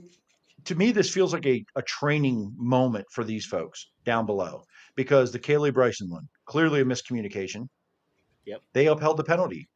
They should be worried about their USAC officiating, not what the actual Kaylee Bryson tire thing. The Right? point is, it It's shouldn't not about the happen. tire.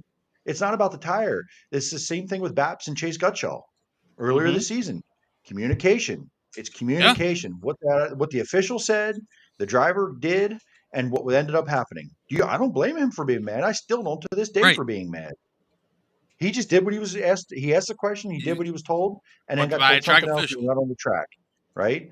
It's this to me still. It's coming back to this communication thing between officials and up top, and I don't. It's just on them. It's on the tracks to get it right. And it's on the tracks to admit when they're wrong. The more transparent the tracks are, it's on them to get it. No, it's on them to fix it and get it right, Chris. They don't have That's to true, admit too. that they fucked up. They don't have to admit that they messed up. They should, but they don't have to. They Right. just You're got to right. get it They don't right. have They to, gotta but they continue want to build train and get it trust. right. If they want to build trust back in their officiating, admit when you're wrong.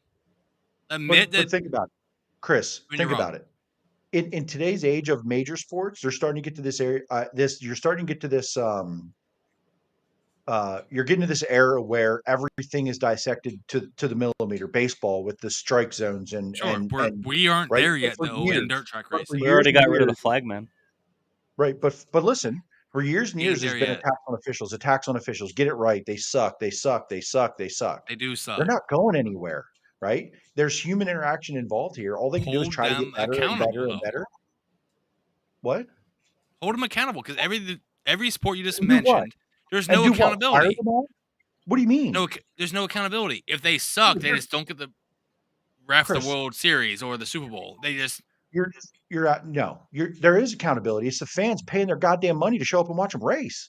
There's accountability. If they keep fucking up, people aren't going to go watch. Right. That's the accountability. Holding them accountable is you not going into races anymore like you don't anymore. right. But I'm saying is you're That's what's saying gonna happen. Lincoln doesn't have to admit that maybe they fucked up, or Narc the other No. night when they went green with No. this tow truck on the Oh yeah, backstretch. the Narc thing. Doesn't have to admit anything. No, it's fine because fuck it. Maybe Baseball public doesn't give a statement- shit if Hernandez can see a strike or not. Are you shitting me? Like, no, if you make a mistake, own it. That's what builds trust in your racetrack and your officiating crew. Or else Sure, you they're have these not things. internally. Just because it's not public, they don't have to make a press release saying they fucked up. Maybe they're fixing it internally. You want your fans to trust you? You want your fans to Maybe, trust maybe your not. officiating crew when they DQ the presumed favorite child and then give him his spot back? That's not how you build fan trust. Are you shitting me? No shit. That's what I'm saying. That's the But accountability. Flow Racing Chris. kills it. Flow Racing don't kills go. it. I'm But not you know going to what? go. Everybody's going to continue to go to hate it or love it. I'm just saying. Using Lincoln as an example here, bless their heart. It's no different than Williams Grove before.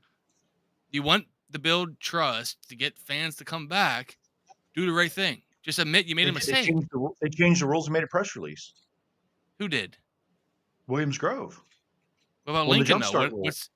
What's their It was press release? it was all of them. This is different. They don't have to really change a rule here. No, they need to explain why he wasn't DQ'd.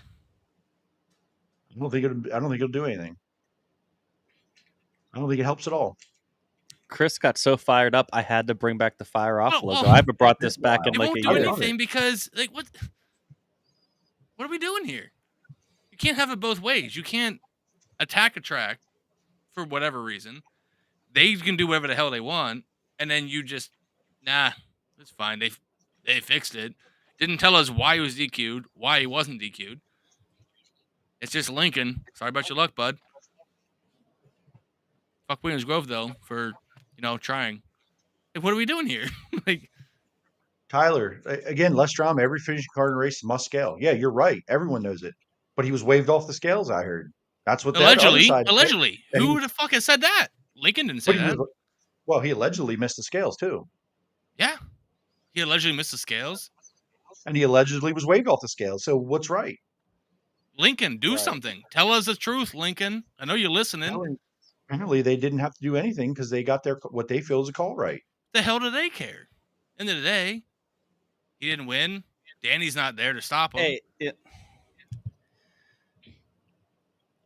yeah, I mean, I get it. It's frustrating, but if it wasn't Freddie Raymer, I don't think we're.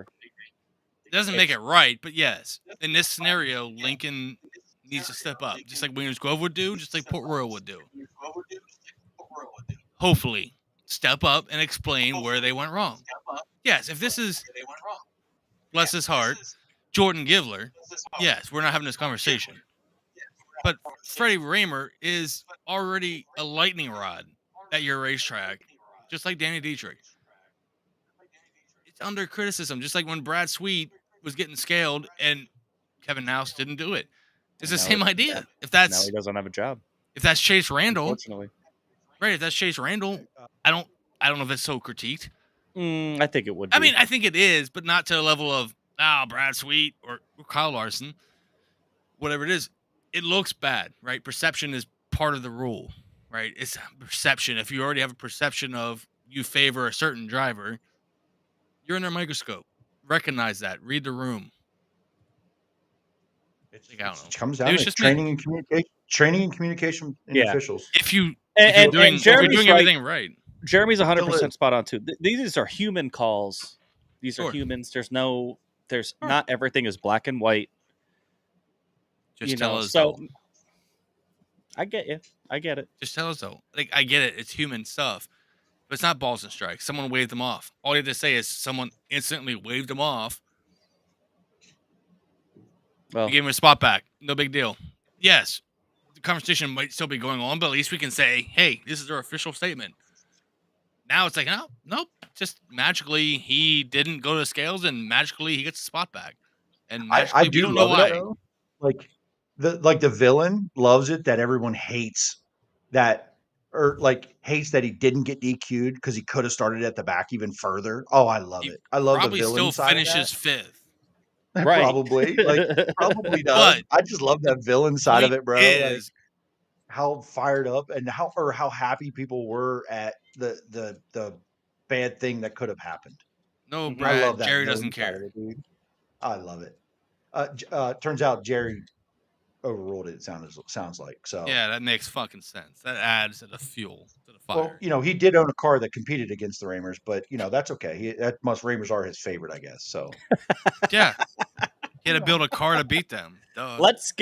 Let's move on here because we could just keep going over and over about this, and also probably getting fired up. It probably won't be the last time we talk about something. Congrats, like this, Cam Smith. Congrats, my friend. Congrats, Cam Smith, man. You deserve it. Smith. Good job.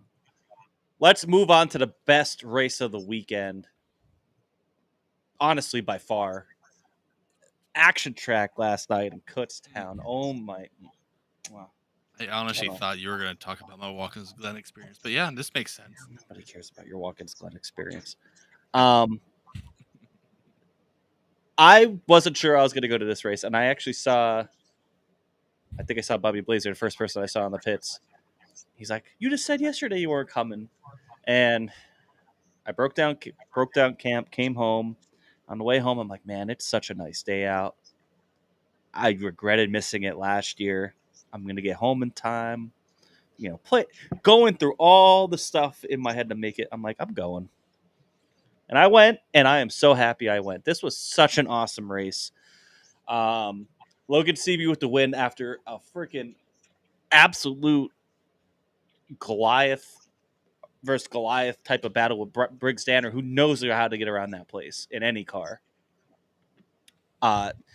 Probably was faster than Logan.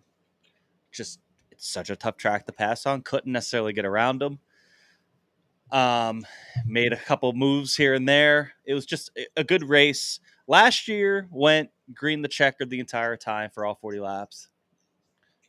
Not the same here. There's a little bit more chaos, but you don't like to see torn up race cars and stuff like that. But it was still, man, it's just seeing these big cars on that track.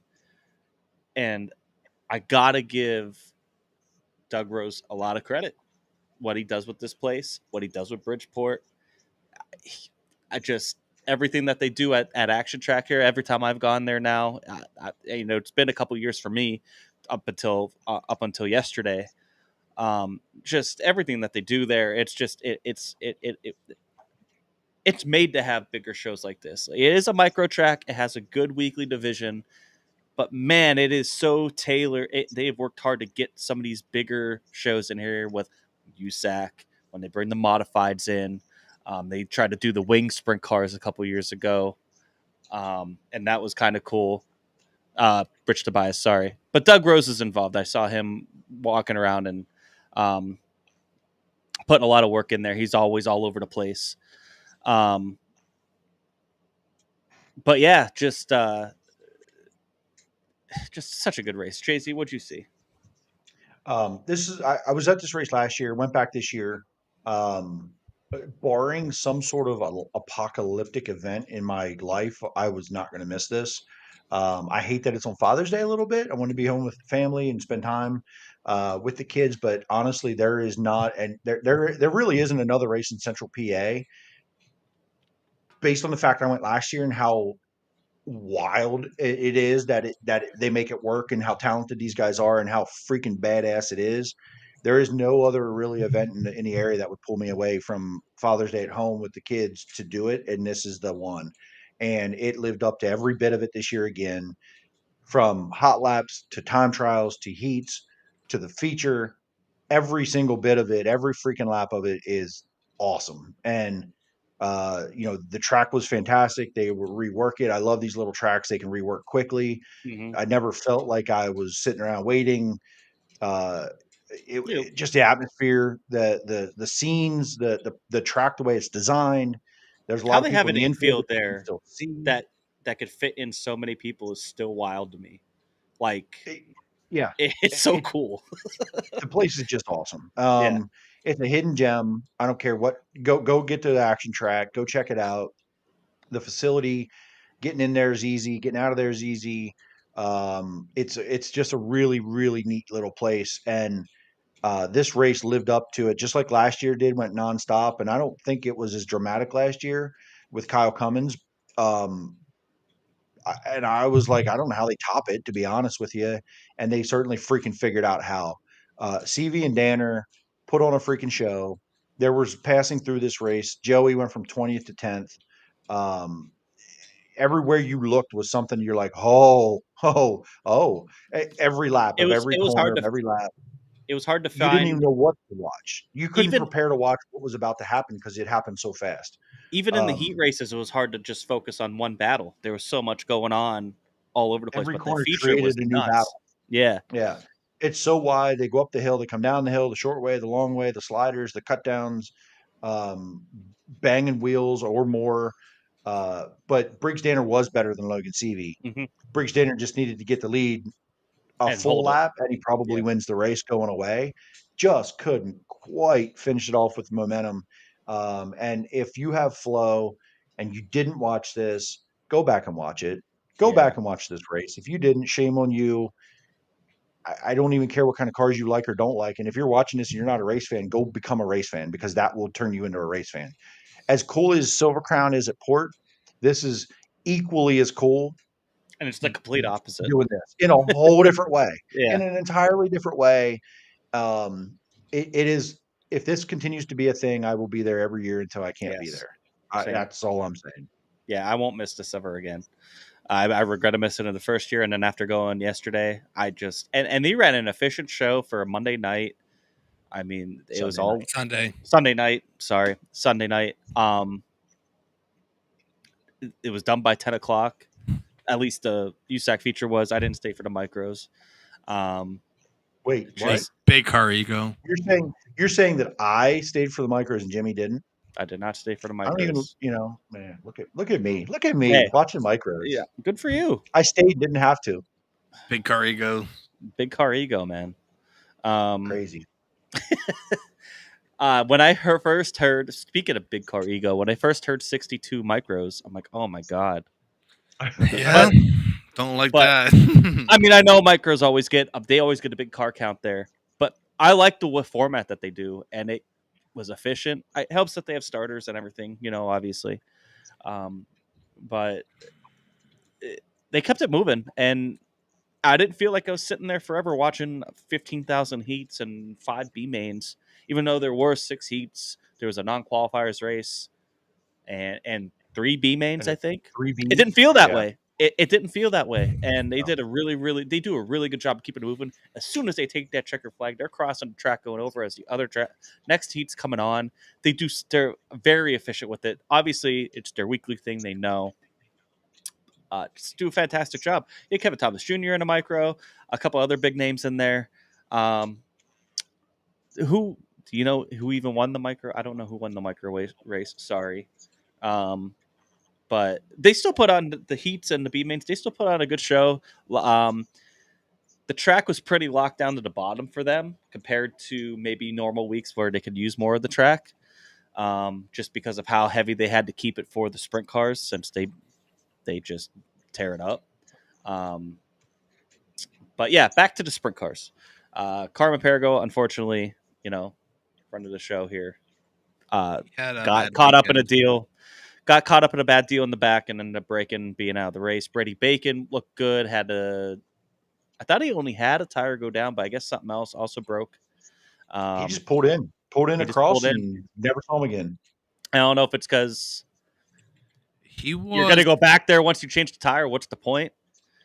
Why Was he not the points leader going into this night? He was, which was kind of shocking, but something Weird. else had to be wrong there. He was the points leader for Eastern Storm going into it. That ended up going to Mitchell Moles, who finished third. So congratulations to him. There was a good battle between him, Justin Gratt, Daison Purlsey, who got a top 5. Joey, again, 20th His to name, 10th. Jimmy. Joey what? Amantia. Amantia. Amantia, you idiot.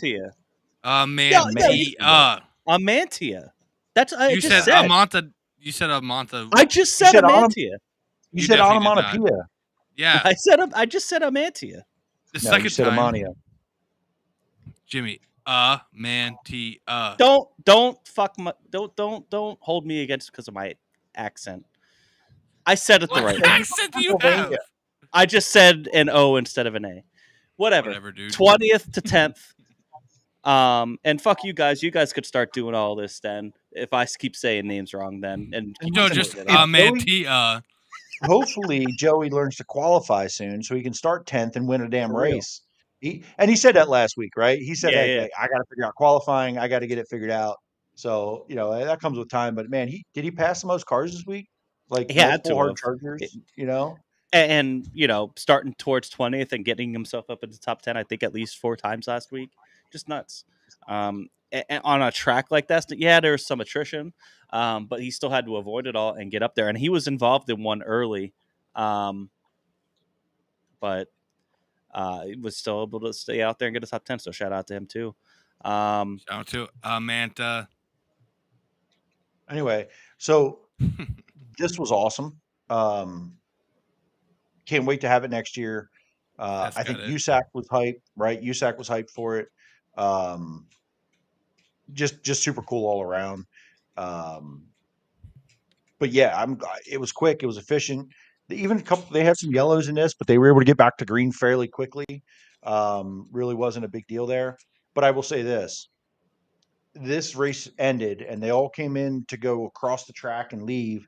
And somebody with Daison Purlsey's crew, might have been Daison's dad, was pissed at Justin Grant. And I thought they were going to fight in the crossover in the infield. He was hot, and Grant was so confused. Wasn't the only person pissed off at Grant either. Was it that Cummins? earlier in the night? I think it was Cummins. It was where's he Stocking? at? Wasn't it? Yeah, it was Chase in the heat. Yeah, up on the wall. It was Chase Stockton in the heat. And honestly, I don't know. He can be upset and mad, but kind of got in the wall before Grant got up there. But maybe Grant was going to close the door anyway. There, I don't know. So yeah, it was. That's just short track racing for you, right? Yeah. Tyler says, and we were having this conversation earlier today. Midgets should be badass there in August. The only other time I was ever there to Action Track was to see USAC Midgets years ago. It was either 2019 or 2020. I can't remember, but it was a great race. And it was so badass there. I can't wait to see Midgets there. I think that's on a Wednesday night. Maybe I'll try to get there because now it's like it's almost worth the extra drive and being a little bit tired at work or something the next day because it was just so much fun. But we were talking about this, like, man, instead of micros, man, if they can do USAC Midgets and USAC sprint cars as a show, that would be huge. And it would be so good. It would be great. But I know that would be kind of crazy to try to pull off. And it would be hard for these USAC teams as well. Path Valley that Friday. Yeah, that's the only thing with the Action Track is that everything, they have a couple Sunday shows, I think, but they're mostly a Wednesday night track. So, yeah, it's an awesome track, and seeing big cars on it. I think part of it is we don't have a lot of bull rings around here, so it kind of makes it a little bit extra because we're used to seeing all the big, fast, long straightaways, and then seeing something like that where you're basically there almost. You could keep the car turned pin, sideways the entire way around the track because there practically isn't any straightaway for the big cars. So, yeah, just a really great race. Great way to cap off Eastern Storm. A very successful Eastern Storm. No rainouts. Good shows all week. Daniel Lee says maybe Midgets at the new track being built behind BAPS. You were there this past week. How's the progress looking on that? I don't know. I assume it's turns 1 and 2 are fully formed. The banking is there. The backstretch pits look totally different because they're gone. Where teams always parked when you first came around the corner, to go down the backstretch off of turn 2, that's all gone. The pits are all moved back further. You can't even park up higher toward turn 2. They're all parking down back by the woods in the new pit area because the track comes out. It's just one single lane now that goes down behind turn 2 off the backstretch. I saw some fencing going up this week from their updates, so they're moving right along. I don't know how much more it needs to be able to have a race attended on, but in a matter of a week or two, from what I did see to what I saw this past week, lots of progress made. So, hopeful we can still see it this year. Yeah, they have a Hyper Speed Week date coming up in. Is it the end of July or August? would be kind of projecting to be their first race. It's a big show because you're going to get a friggin' 100 micros. So that would be interesting. That'll be a good test if they can get it done in time. That's kind of the clock that they're up against. Which Hyperspeed Week, I'm excited to try to get to a couple races because I live pretty close to Grandview. I went last year. I got to see some hot laps, and then it rained out. So I'm hoping I can get there this year, and maybe some others because, a month from now is 600 Speed Week. So they have about a month to get it ready, and that would definitely be one to watch. Real quick, some other things. World of Outlaws. The big, obviously, lots of cars out at Knoxville. Corey Day won on Saturday.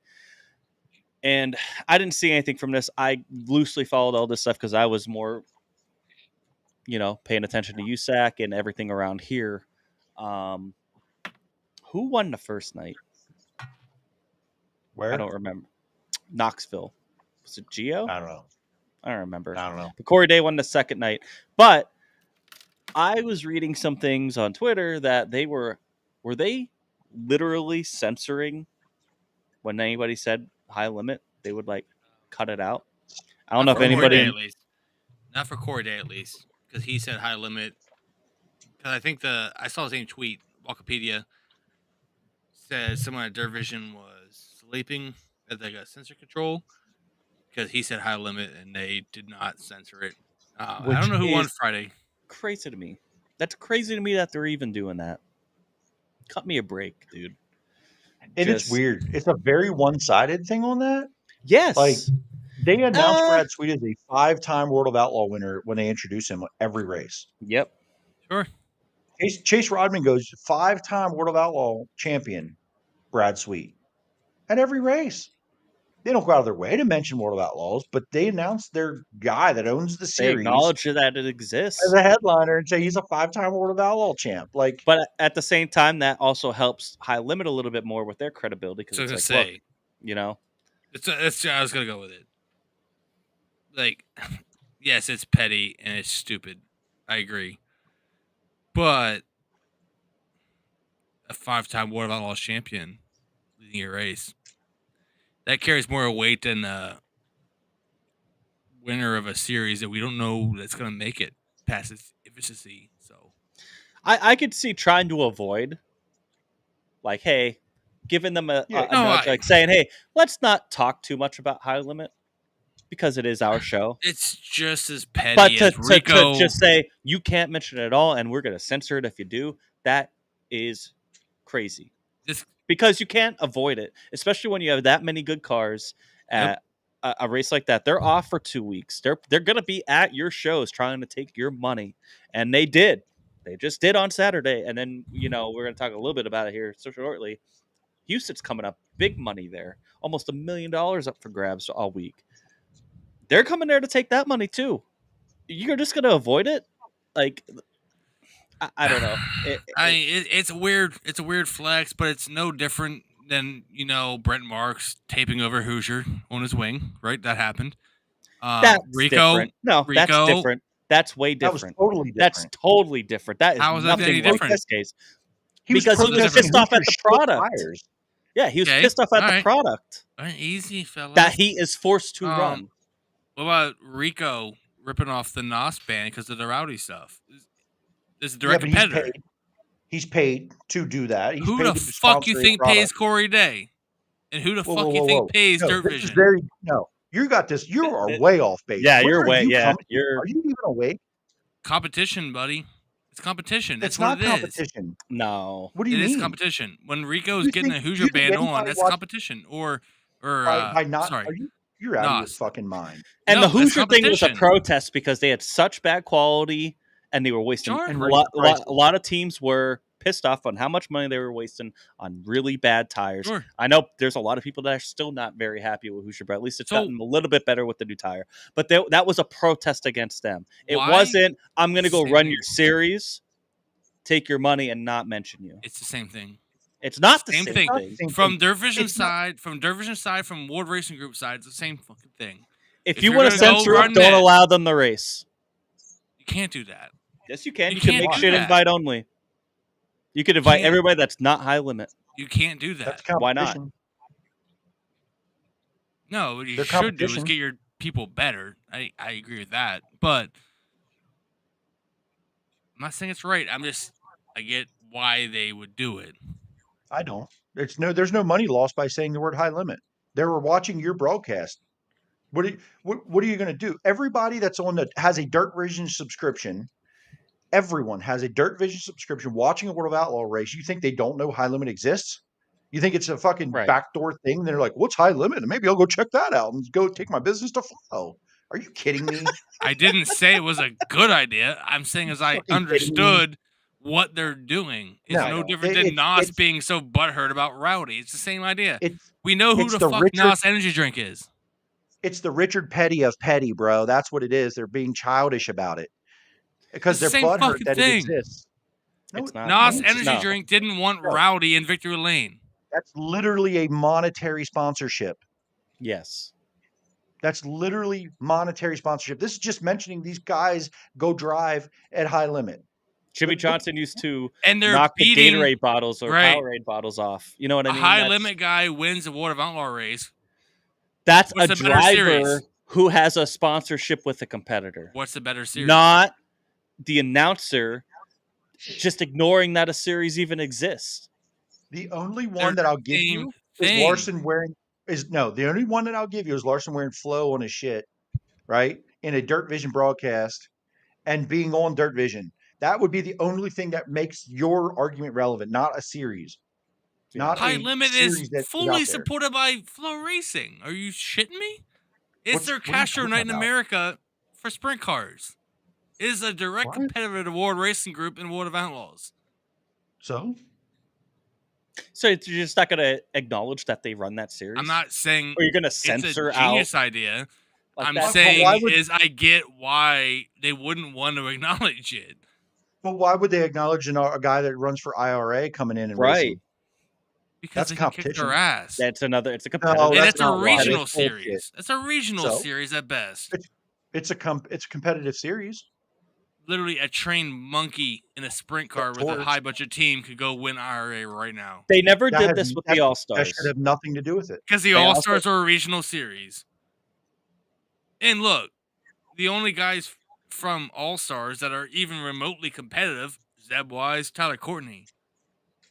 Does not matter. So It what does you're matter. basically saying is no, it doesn't. You're It does basically matter. saying that they're worried about high limit in their competition.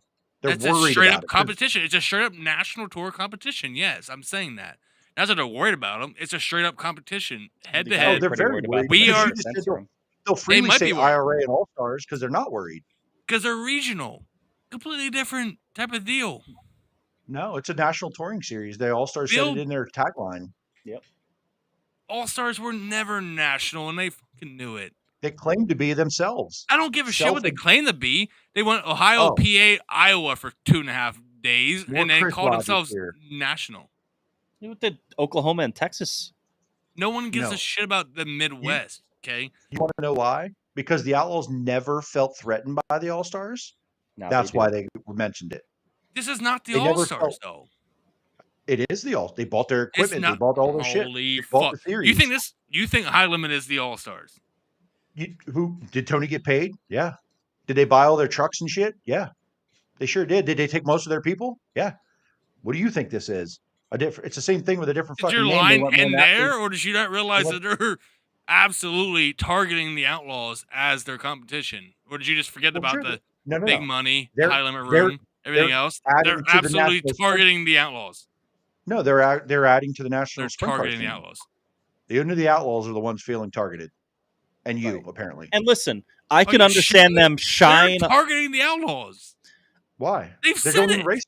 They don't race at the same places. They follow them around the country for half the season. Are you shitting Follow me? anybody around the country. They're in different areas of the country. Oh, fuck off. They're not. Oh, fuck off, dude. What are you talking They're- about? They straight up are trolling the Outlaws by following them around the country for half the season. The All Stars stayed to the East Coast, minus that weird Iowa swing. And even I didn't then, know High Limit was here a week after the Outlaws. do you not read the schedule, or you just being a fucking troll. They haven't even ran at barely the same tracks this season.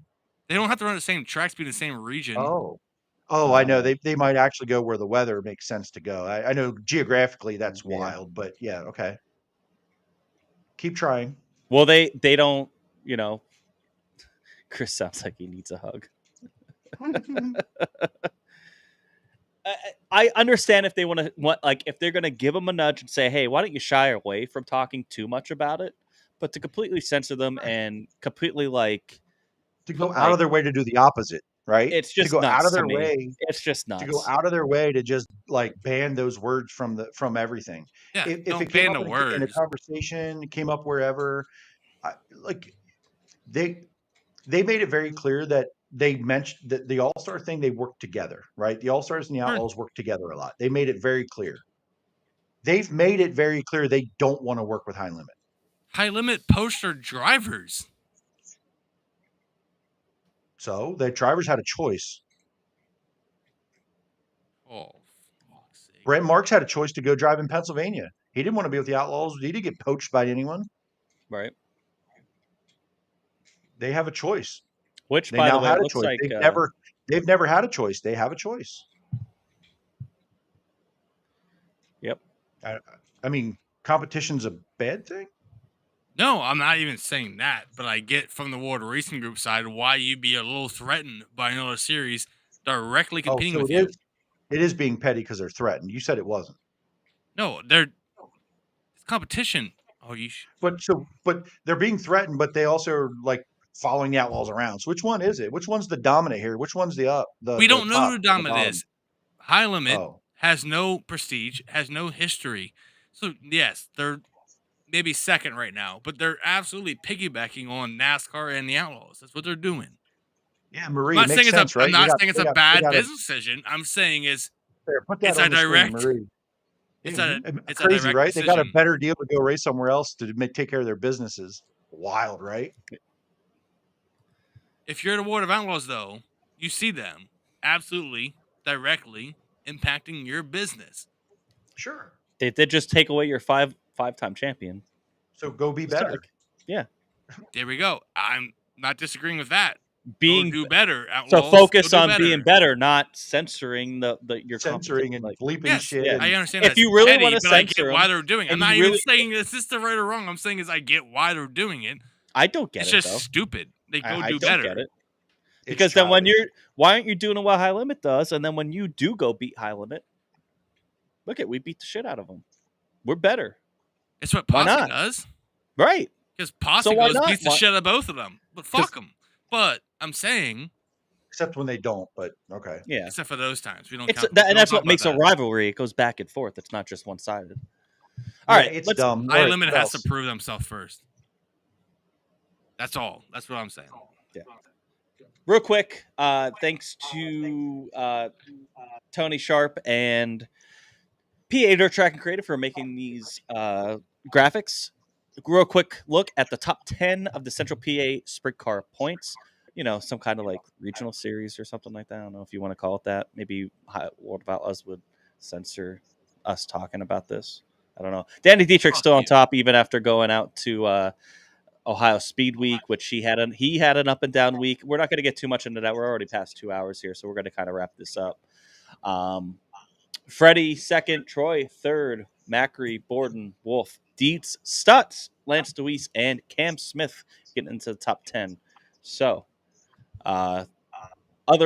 looking ahead to this week, on top of PA here, speaking of the World of Outlaws, you do have the Houston High Bank Nationals.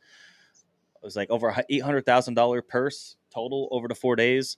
Kind of like split into two-day shows. The first, is it Wednesday and Thursday? I think it goes. Wednesday and Thursday. Wednesday's a $20,000 to win show. Thursday will be $100,000 to win. Friday will be another $20,000 to win show.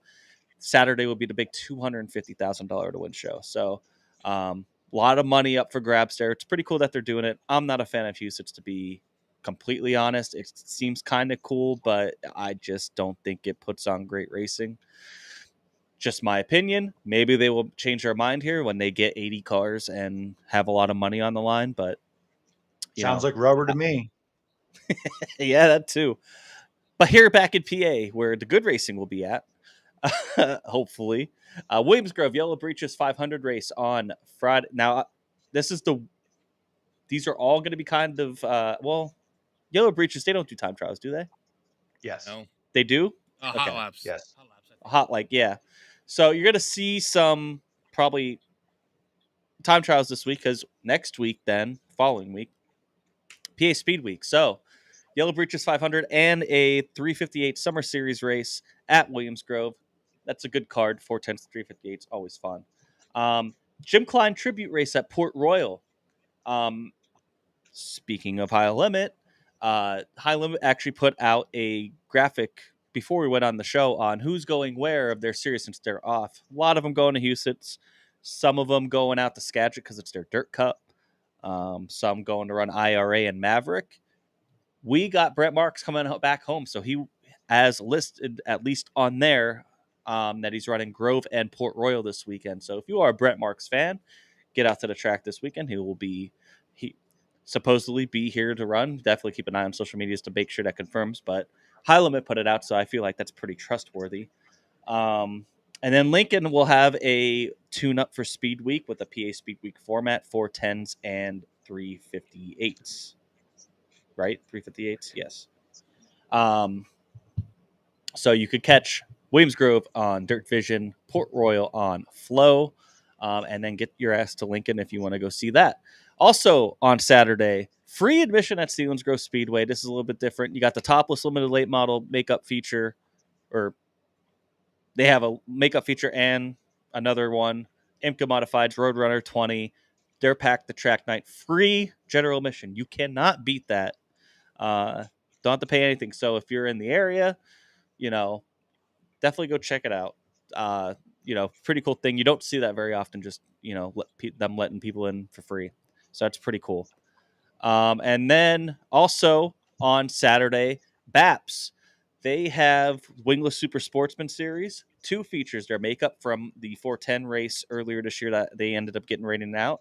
They're going to make up that feature and also have a whole nother show. What else is racing there, Chris? URC 62 modifies and 360 URC 360s are going to be there.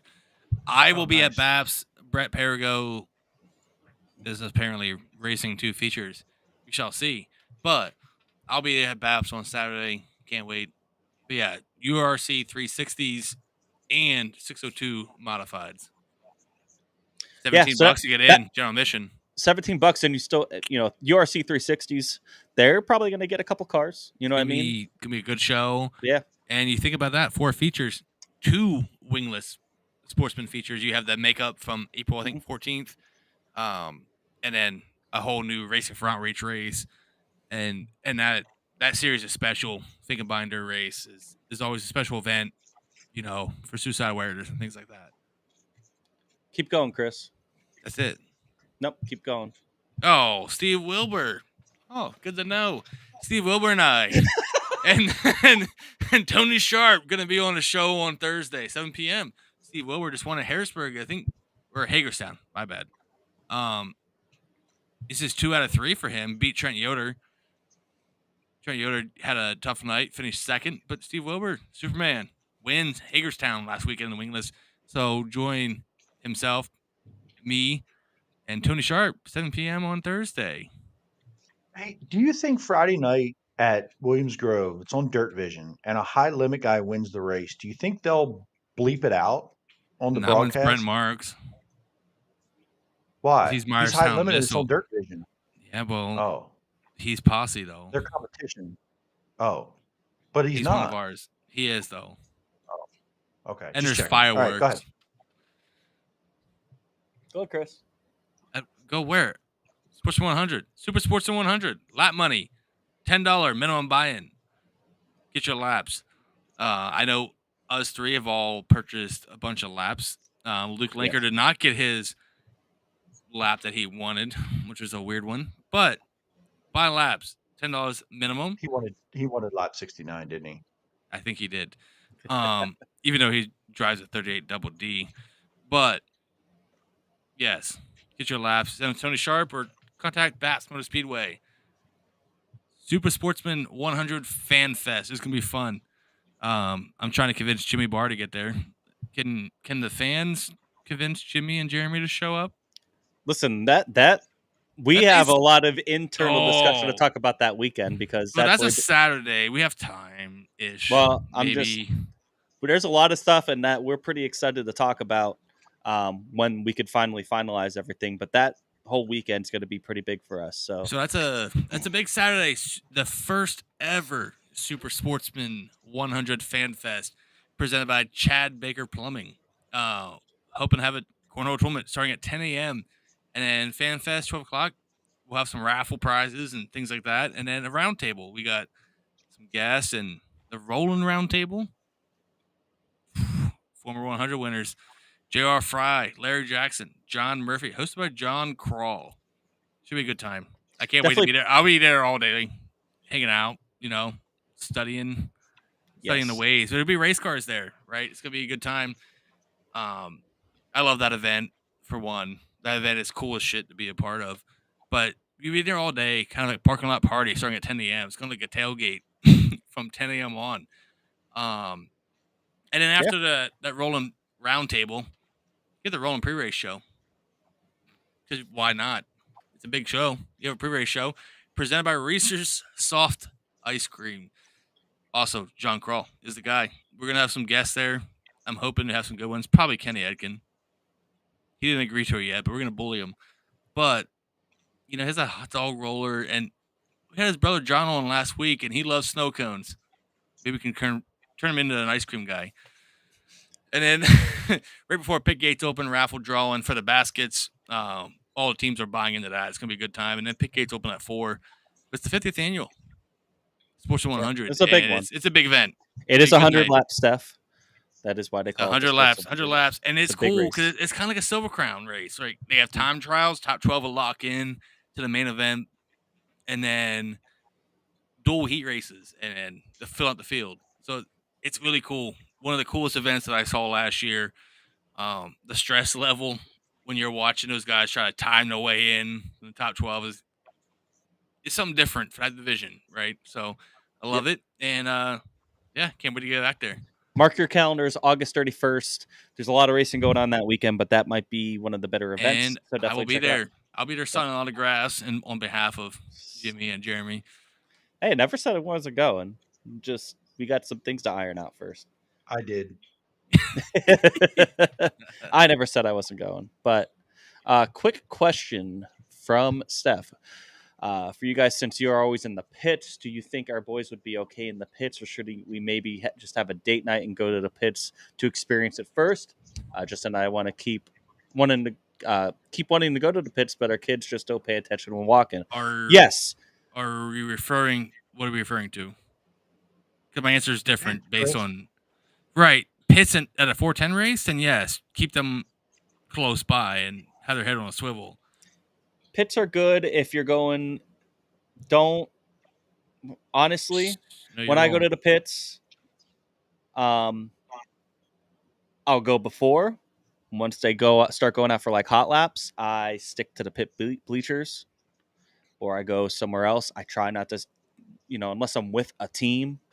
Right. I don't really walk around the pits too much because you got to keep your head on a swivel. And it depends on the pits too. Some of these tracks, they have really tight. It's a little chaotic. Some are better than others. Jay-Z, you have any recommendations? I would definitely say the adults go first. It's definitely more for adults, but it is cool to have. And they also have, keep an eye out for a lot of these tracks. They have the fan appreciation nights where they open up the pits. That's really the time to bring the kids in. Before and after the races are great to bring the kids in. Is it really worth the extra money for you to pay for a pit pass? That's totally up to you. But I would not be in there when they're trying to race. They're focused on working on the car. The cars are coming in and out. You got to be really responsible in there. Yeah, I think this really depends on what you want to get out of that. Because if your goal is to stay in the pits all night, and you're not going to see very good racing because most places don't have great places for you to go watch when you're as a pit paying member. So typically, here's where I go with this. Even when I started going into pits the last couple of years to do photography, I'd go in the pits, I'm there early. Racing starts, I'm gone. I'm trying not to be around when cars are moving. Same. I don't want to get myself put in a bad spot. If I'm not paying attention, talking to someone, I'm standing in the wrong place. I feel confident if I go in there now, but I still stop. When cars start moving and they're running, I stop, find a place to go, and I stand there. I'm still not trying to walk while cars are moving. And I feel like I'm a veteran of being around in the pits at this point. So it really depends on what you're trying to get out of that, Steph. If you really want to be a spectator in the pits, no, I don't think your kids need to be in there all evening, in my opinion.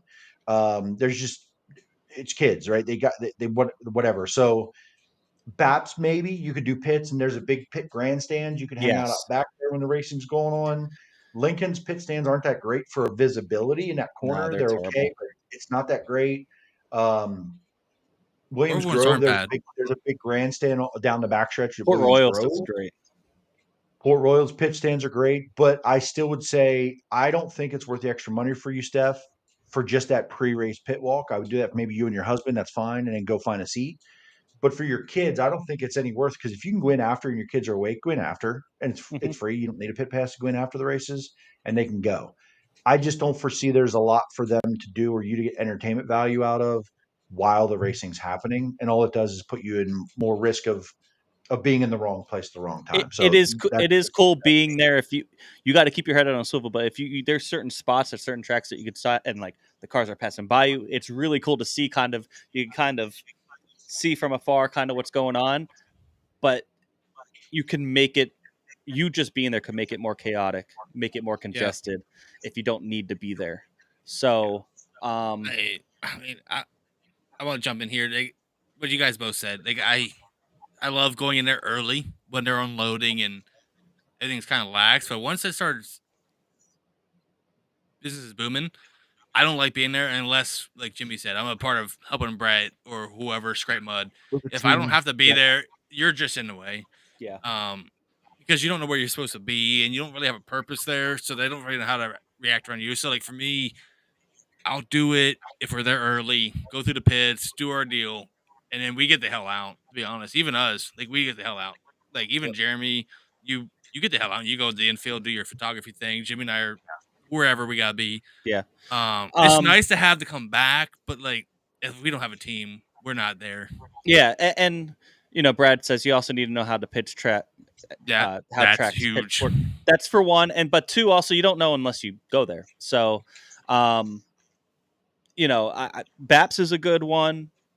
Port is a good one. Those would be two, though. I say you have a lot more space, and you have that separate grandstand that really makes you feel like you're in the pits, and you could kind of stay in those grandstands and be not in the way.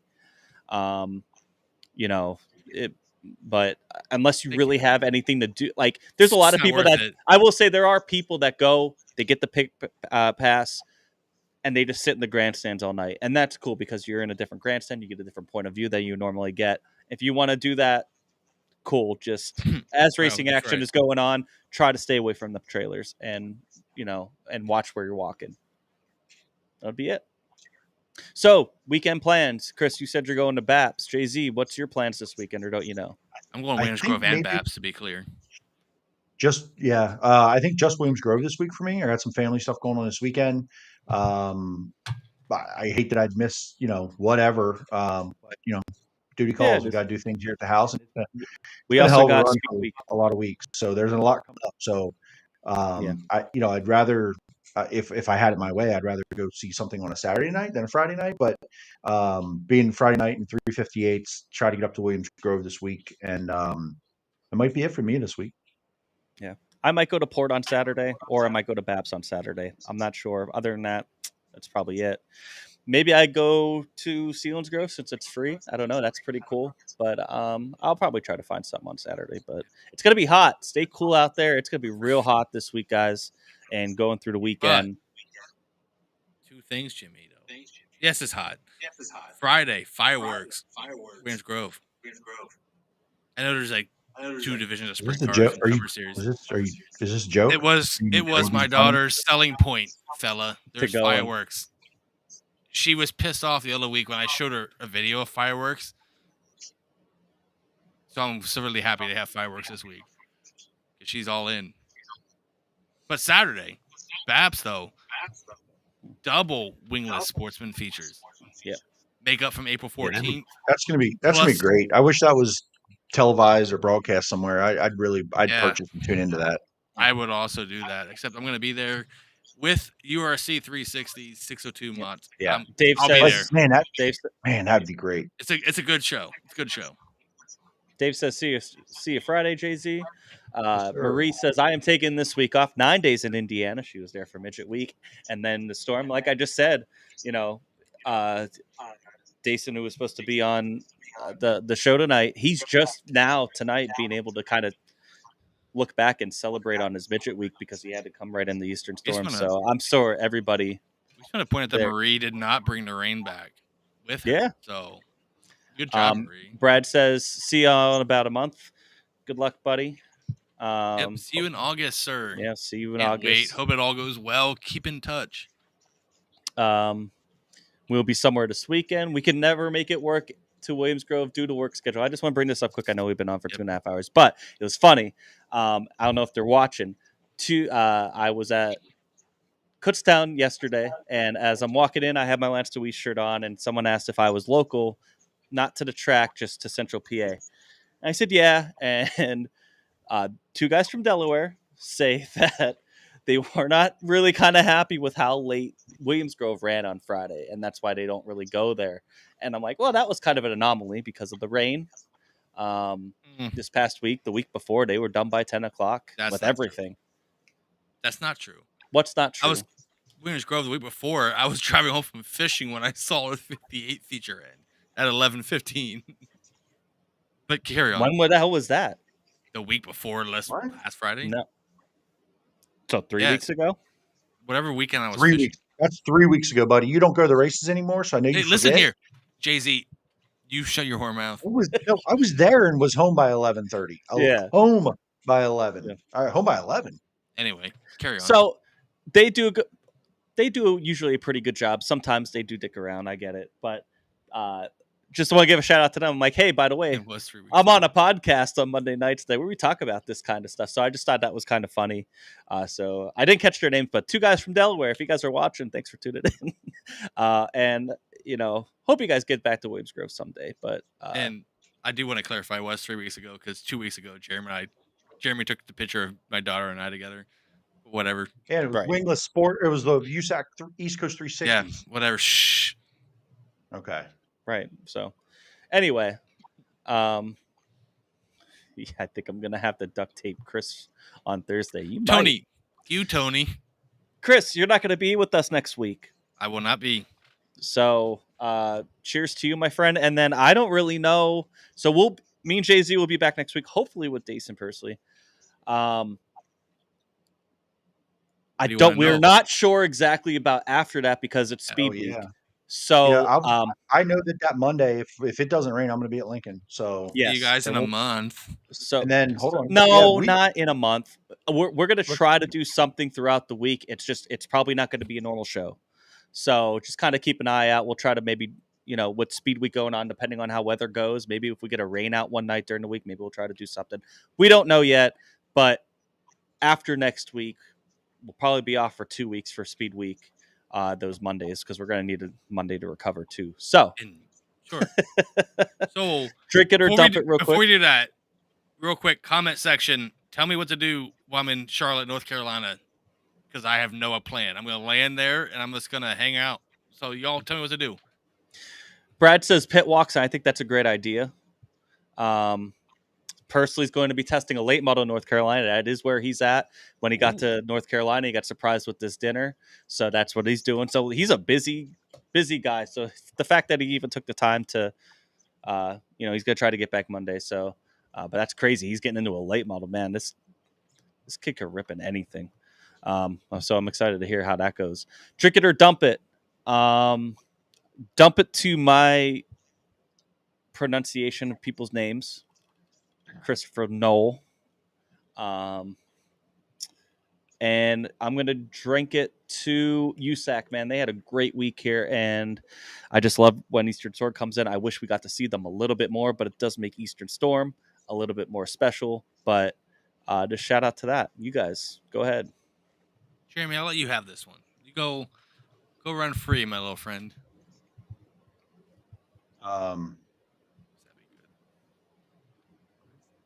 Drink it to Justin Whittall.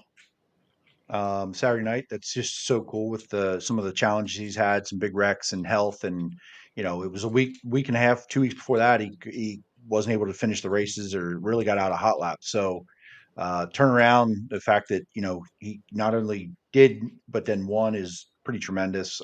So hopefully he's keeps it up right here the rest of the season, can really recover. Those things don't go away, and he's a young guy, so that's tough. Oh, dump it, man. I really could have done drink it and dump it to the same person here Briggs. for obvious reasons, and it's Briggs Danner. Because what a freaking week, but what a freaking week it could have been.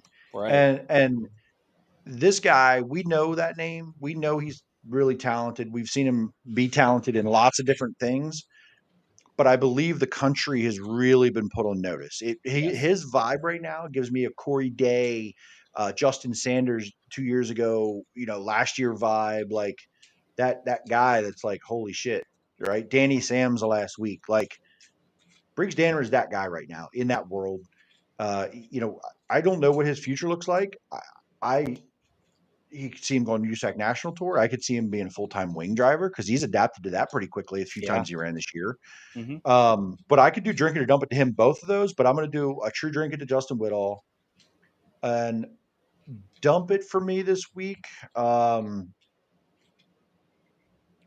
Man. Chris, for not You about that one. Fuck you! I was there Friday, you piece of shit. All right. That's how Jimmy feels bad. He's crying in his hand right now. I will do Briggs Danner on the dump it, just because what could have been. What could have been, man, this week.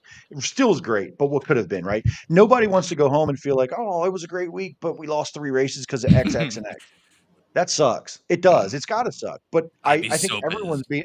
But it's crazy that someone can have that, like a DNF and those things happen, and still everybody's like, whoa. But that's just kind of where I'm at with that. So go ahead, Chris. All right. Look at Jimmy down there. Whatever. Drink it up, though. So I'll drink it. I'll drink this. 2 drink it's. Tony Jackson dominated that race. Had it not stolen away, but, slipped away. Right? And you've been waiting as a guy that's watched Tony and Scott Hess and Lori and that team dominate the Super Sportsman division. They're figuring it out. I talked about it a couple weeks ago.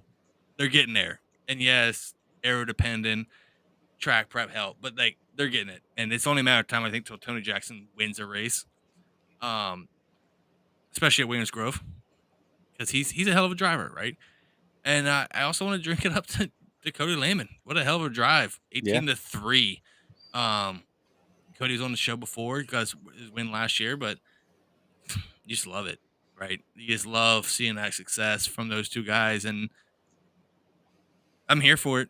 I love new winners and I love new success stories. So yeah, you gotta love to see it. I also third drink it for me for outrunning Jimmy's wife in a foot race because she's slow as hell. You just have to pick the lowest hanging fruit. That was a winning. It's a drink it.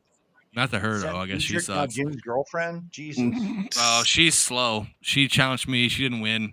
You're wrecked, Kim. I know you're in the background. No, racing his kid. Yep. It's not my fault, Seth. And you couldn't even win that one cleanly. Well, this one I did. You had to door her. Okay. To win. My 7-year-old, she got to learn hard lessons. Robin's racing. Kim and I, he had to learn too. I'm faster without shoes on. Seth, Dietrich, when you watch this, you're next. Dump it.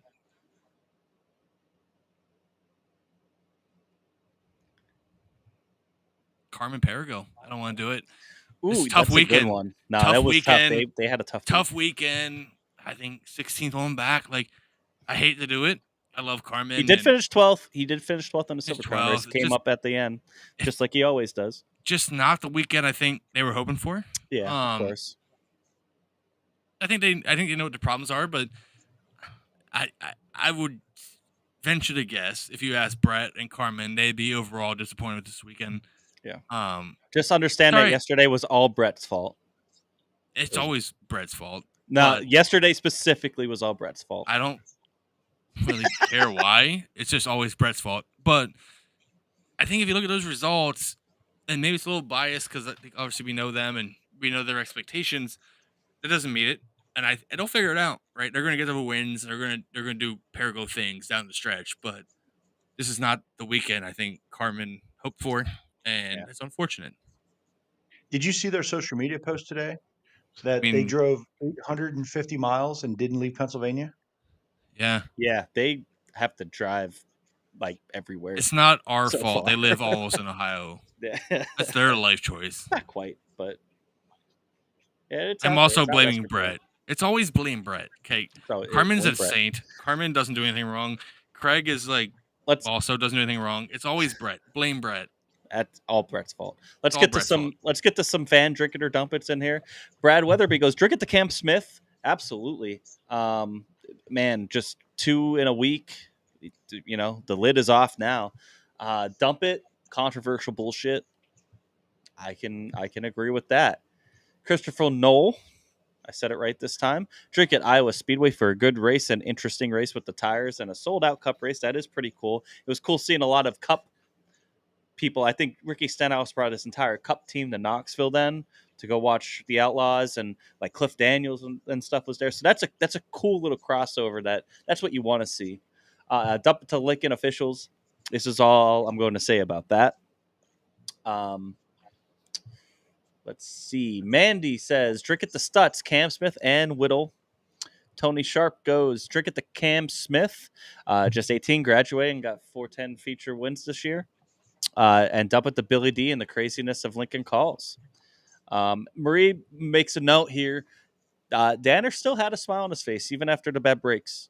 And he should. He should absolutely be head up high with that. That's a great comment because I said that last night to somebody that the Williams Grove, when he ran out of fuel Friday night and he still got third and had an interview, and I know how I would have interviewed, and I'm a grown ass man and he's a young man, and that guy, he was in victory lane like, man, just super thankful to be here. It sucks. We'll move on. Like, such a positive interview after the way that went, right? You lead every lap. You were dominant, and that's the way it goes down, and you lose that race. Shout out to his maturity, man, and his positive and upbeat. And I'm sure it's not always that way, but I was super impressed with that interview. As much as I've been impressed with his driving ability and what he's done this week, especially, I don't think I would have handled it that well. So, Marie, that's a great comment. I would not have, just to confirm. Yeah, me neither. Just to confirm my maturity. I would have been pissed. Visibly. Steph goes drink it to Matt Campbell, dump it to the bullshit that happened. Daniel Lee, drink it to Silver Crown, Chase Dietz, P6, CJ Leary, dump it to CJ Leary. He was it Deason Leary that got into something early, I think, on the first lap. And here he is. I'm just tired and finally got my race car washed from last Tuesday. That's another thing that not only did they race with Carmen, Friday, Saturday, Sunday, 4 races in 3 days, but Brett also raced with the Sportsman, led a couple laps. He did not win, but he still had a good race, still a good podium at Path Valley on Tuesday night. He's just getting his car washed tonight. So that is, this is the type of stuff when we say we know it's hard for guys to get on here on Monday nights, especially during the season, especially at this time of year when there's so much racing going on. A lot of these guys that we talk about, they're all just like they have normal jobs throughout the week. They're not just full-time drivers, full-time teams. They're doing it as a hobby at night. So this is the type of blood, sweat, and tears that you guys don't see that you guys need to be aware of if you're not already, because this is just a microcosm of all these guys that we talk about every week we do, and I salute them for sure. And because that's what gives us entertainment all week. I know I give Brett Perigo a lot of shit for not winning, but that dude grinds and grinds and grinds. He got home and forced his dad to race not long ago. from Big Diamond, right, Jimmy? You were there. Big Diamond. That They didn't get home race till 3:00 in the morning, and then they went out to He straight up cleaned Kentucky. got his car The out next of the morning. box, got his dad's car in there because that's just the kind of guy he is. The Paragos, Brett and his dad do it all themselves, obviously with some other Parago help, Craig and Grandpa. But I give them a lot of shit, but much respect to them. And Yep. Brett starts 4th at worst on Saturday in the mega feature. Yeah. Can't wait. I can't Maybe he wait. can finally get one in. Oh, when he does, when I flip his race car in Victory Lane, he gave me permission.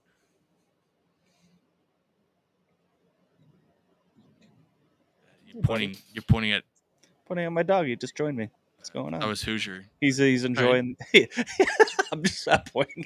You're a Hoosier sponsor guy now. Okay. Whatever, man. Yeah, that's it. We've been on for entirely too long. Way too long. Yeah, I'm bored. Yeah. So thanks, guys, to everybody for tuning in, commenting as always. We'll try to get Daison on next week. But congratulations to him on his Midget Week win and all his Silver Crown win, and a very successful past couple of weeks to him. He deserves to go out and celebrate. And good luck to him in the late model tomorrow if he's testing that. That's pretty cool. Yeah, and thank you guys for tuning in. We'll be back next week. Chris won't be. Might not see Chris for a little bit, but I'll be gone. I got plane ride to the Southland. But we'll see you guys next week, and then Speed Week coming up. So we'll see you guys at the track.